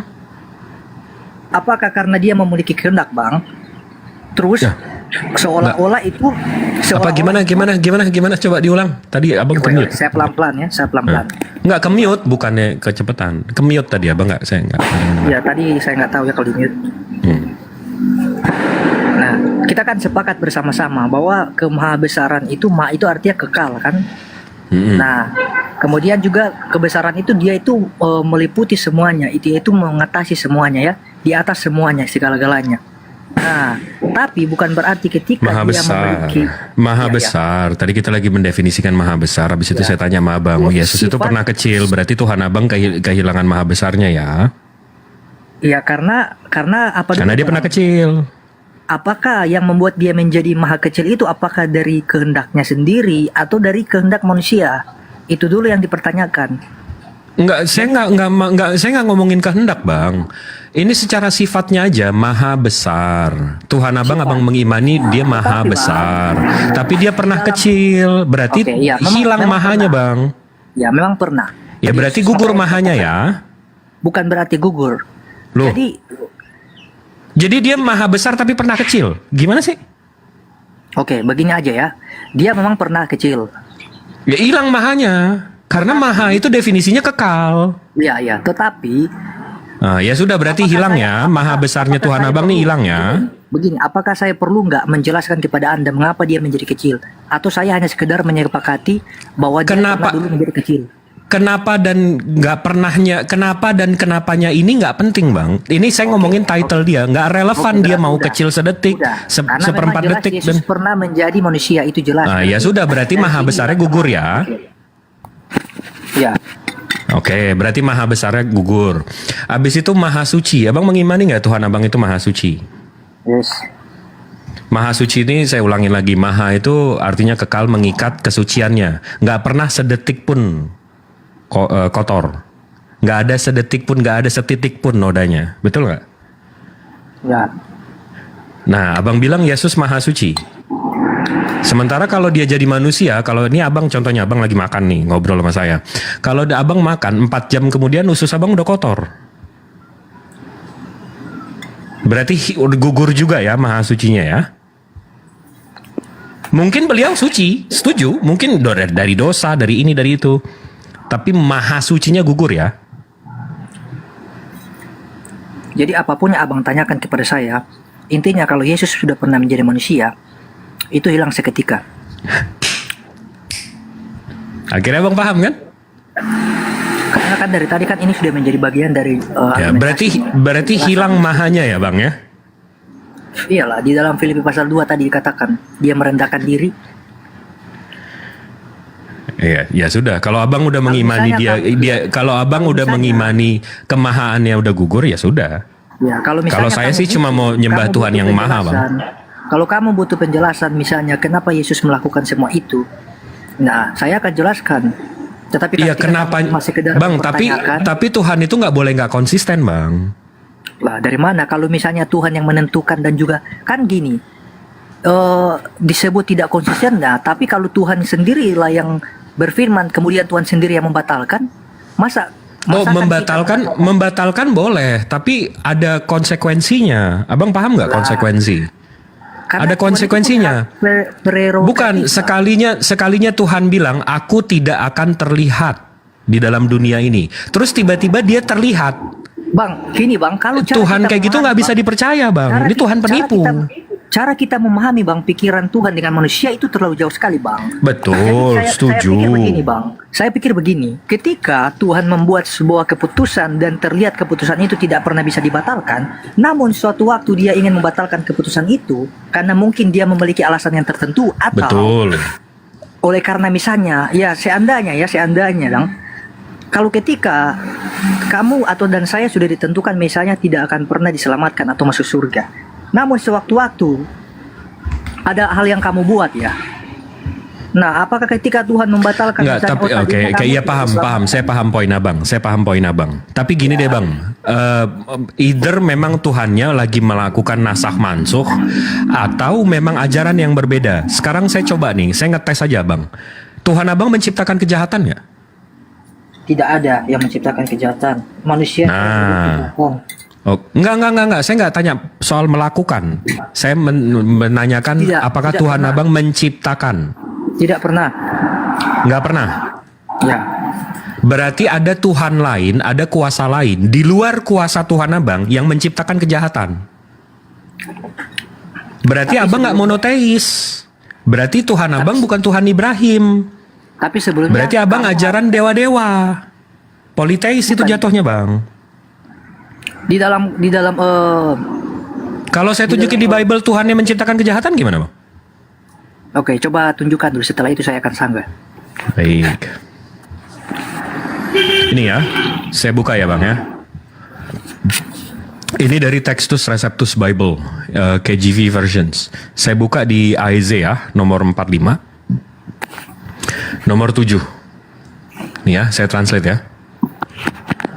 Akulah yang membentuk terang dan menciptakan kegelapan. Aku menjadikan kedamaian dan menciptakan kejahatan. Akulah Tuhan yang melakukan semua ini.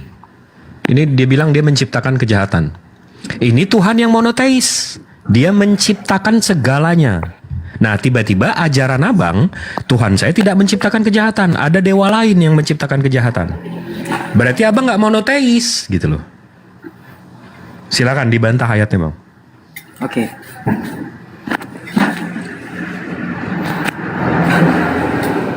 Sewaktu-waktu di dalam Alkitab itu ada cerita yang namanya menara Babel. Waduh. Iya, ini menara Ini Babel. abang ngebantah ayatnya pakai angan-angan macita-cita lagi nih. Kejadian dalam kitab Kejadian ini, Bang. Heeh. Ini ada, Bang. Ada kisahnya dalam kitab Kejadian. Enggak. Ini abang memperjuangkan kepaganan abang nih. Abang setuju nggak kalau Tuhan abang tidak menciptakan kejahatan, berarti Tuhan abang ada kuasa di luar Tuhan abang yang menciptakan kejahatan? Sekarang saya tanya, Bang. Ketika Tuhan menciptakan kejahatan, manfaatnya itu apa? Untuk parameter kebenaran, untuk parameter kebaikan. Karena kalau nggak ada kejahatan, kebaikan nggak ada.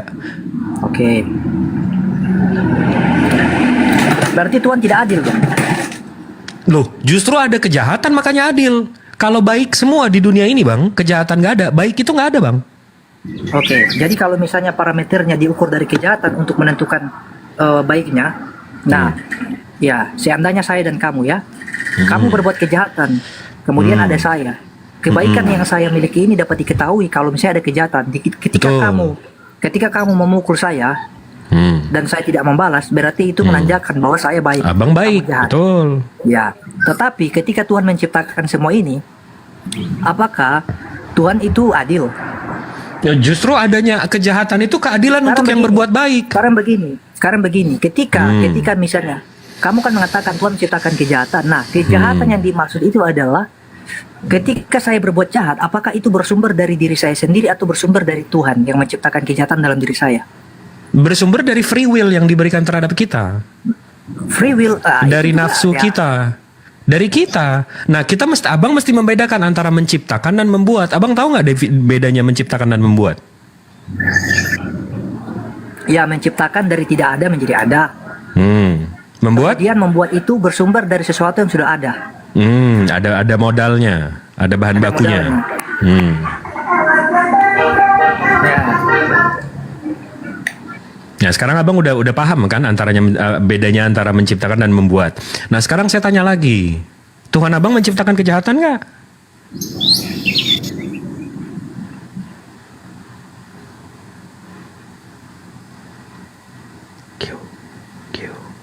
Masih ke-mute tuh bang?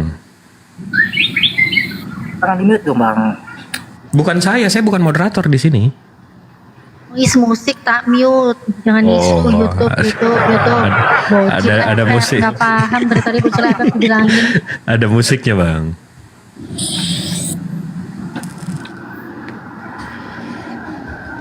Jangan dekat-dekat sama odong-odong bang, nanti kedengeran lagunya.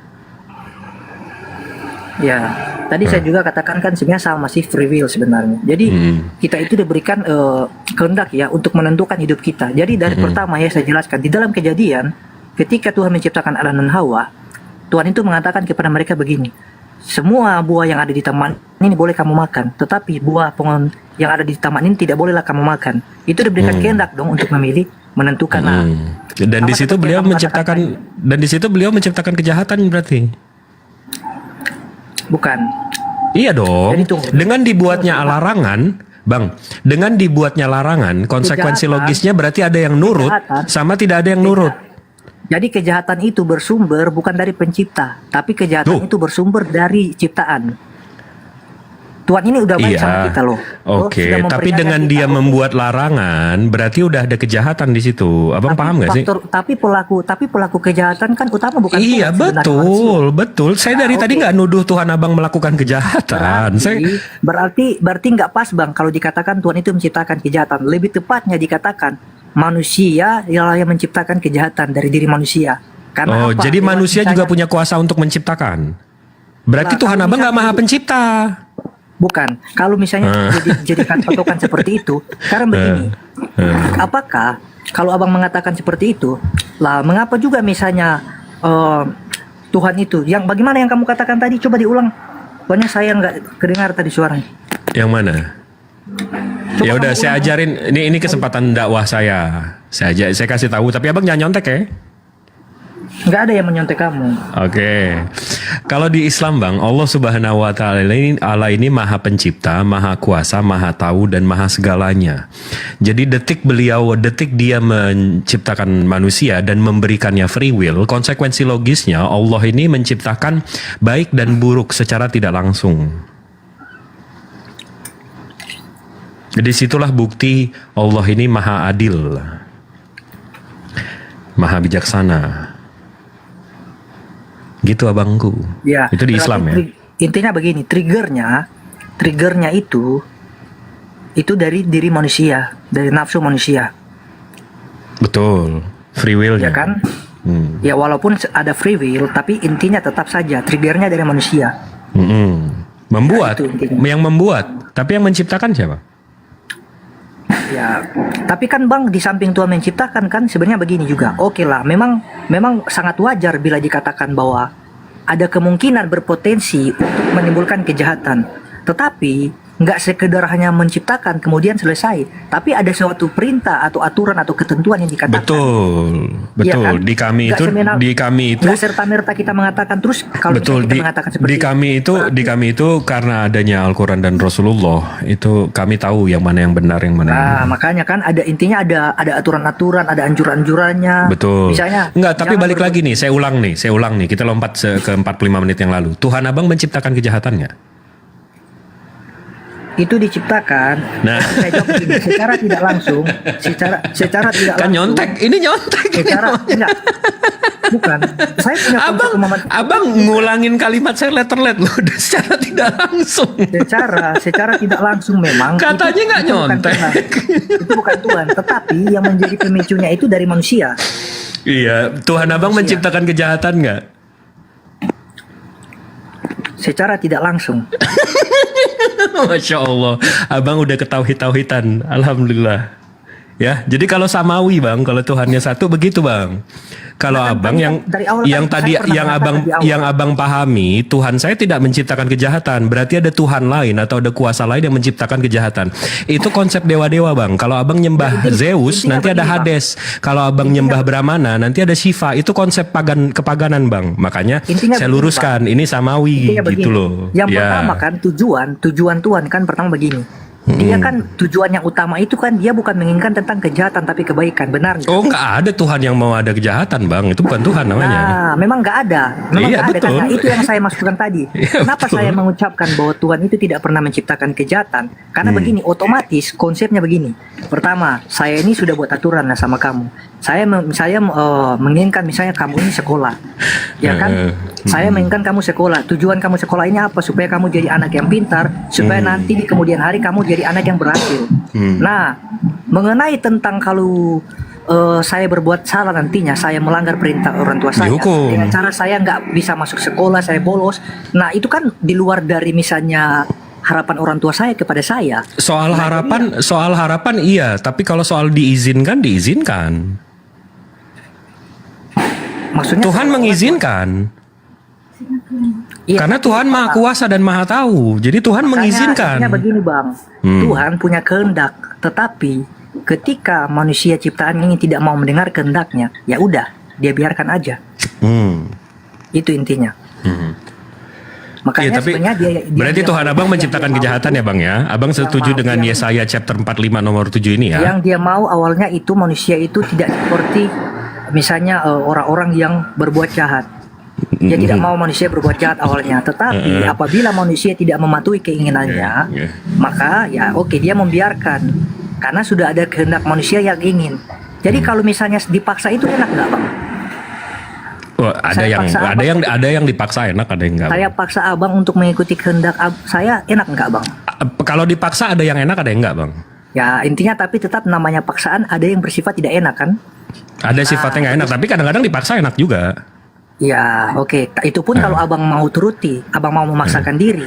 Tetapi intinya konsep paksaan ini tidak selalu bersifat enak, tetapi ada yang sakit juga ya. Tapi Nah, ada enaknya Tuhan juga itu dipaksa sifatnya- Bang. Tuhan sifatnya tidak pernah memaksa. Contoh nih Bang Blender mau maksa nih. Bang Jip nih saya transfer 2 juta. Dia maksa transfernya. Kan enak juga Bang. Itu bang, kalau itu lain juga bang, lain cerita. Oh, oke. Tapi kan maksa, kan enak.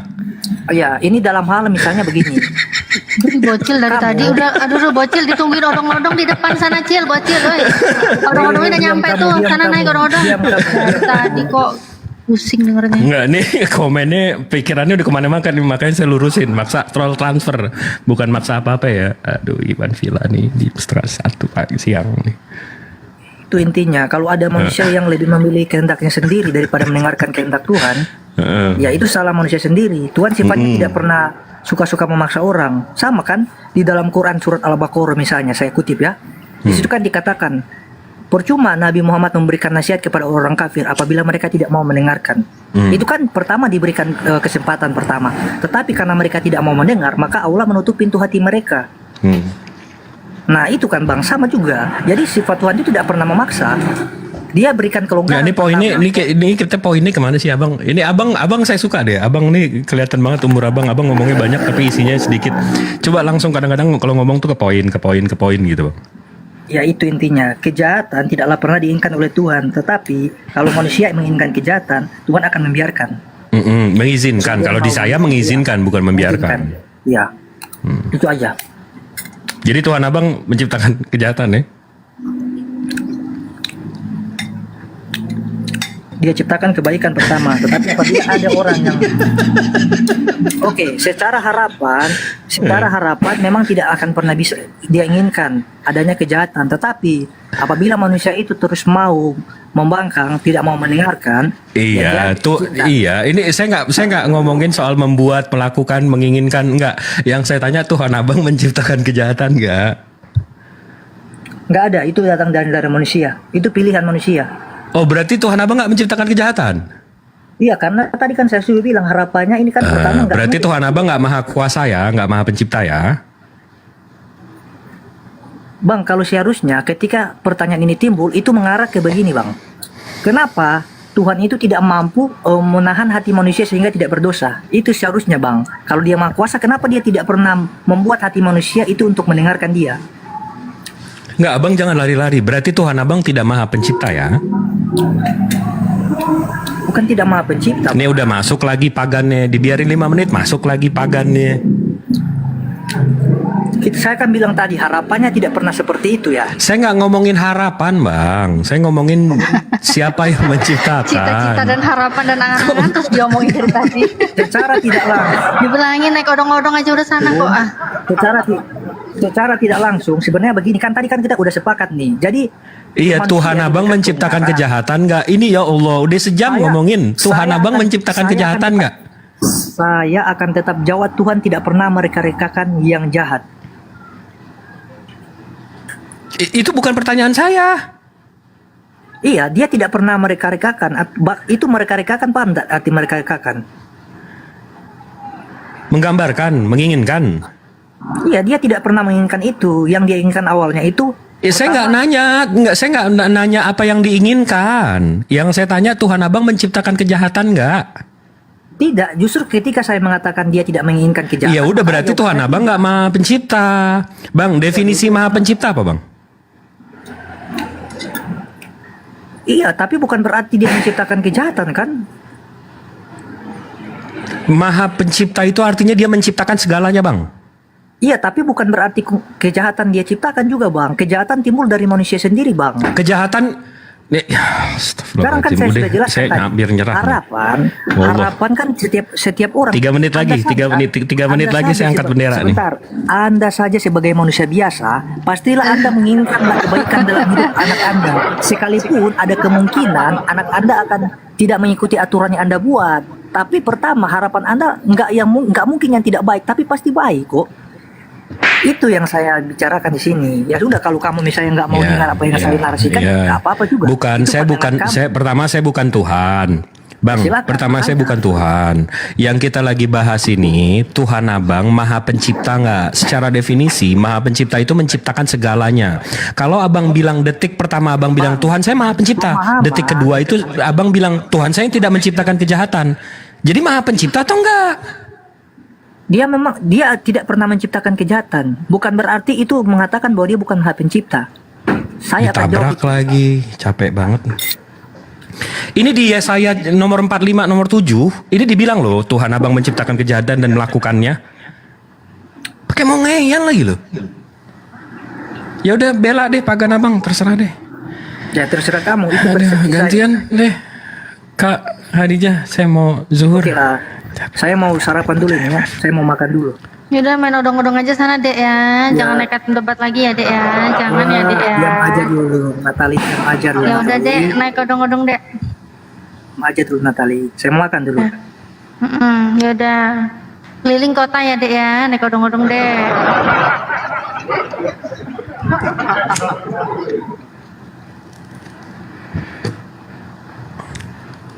Bang Blender, Bang Zuma, Kak Khadijah, semua izin zuhur. Maha benar Allah dengan segala firman-Nya. Assalamualaikum warahmatullahi wabarakatuh. Waalaikumsalam warahmatullahi wabarakatuh. Mana bang blendernya?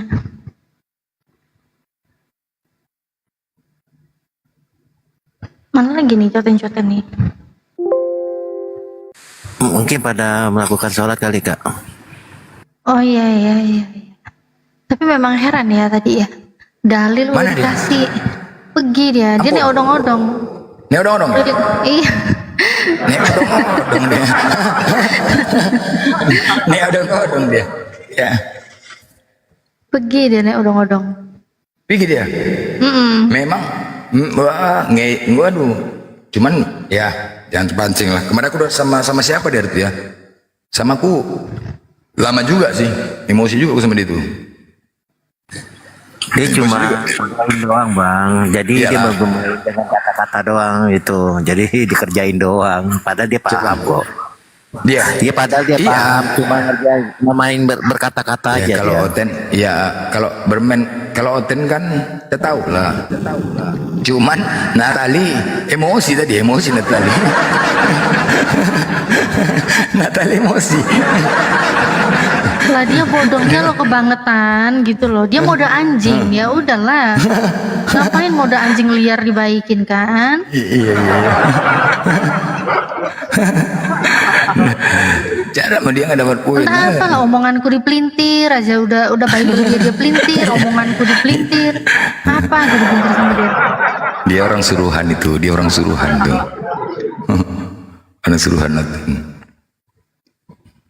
Ya apalah, orang suruhan itu. Cuman karena nggak ada Oten, kalau sama aku udah tadi ya. Dibalik sempak Yesus ada apa? Ketepak, selesai. Berserak kalau itu. Kalau itu berserak dia pun. Dibalik sempak Yesus ada apa? Selesai. Selesai. Dari tadi Oten pun nggak ada. Cobalah kalau pertanyaan aku dibalik sempak Yesus berserak. Berserak.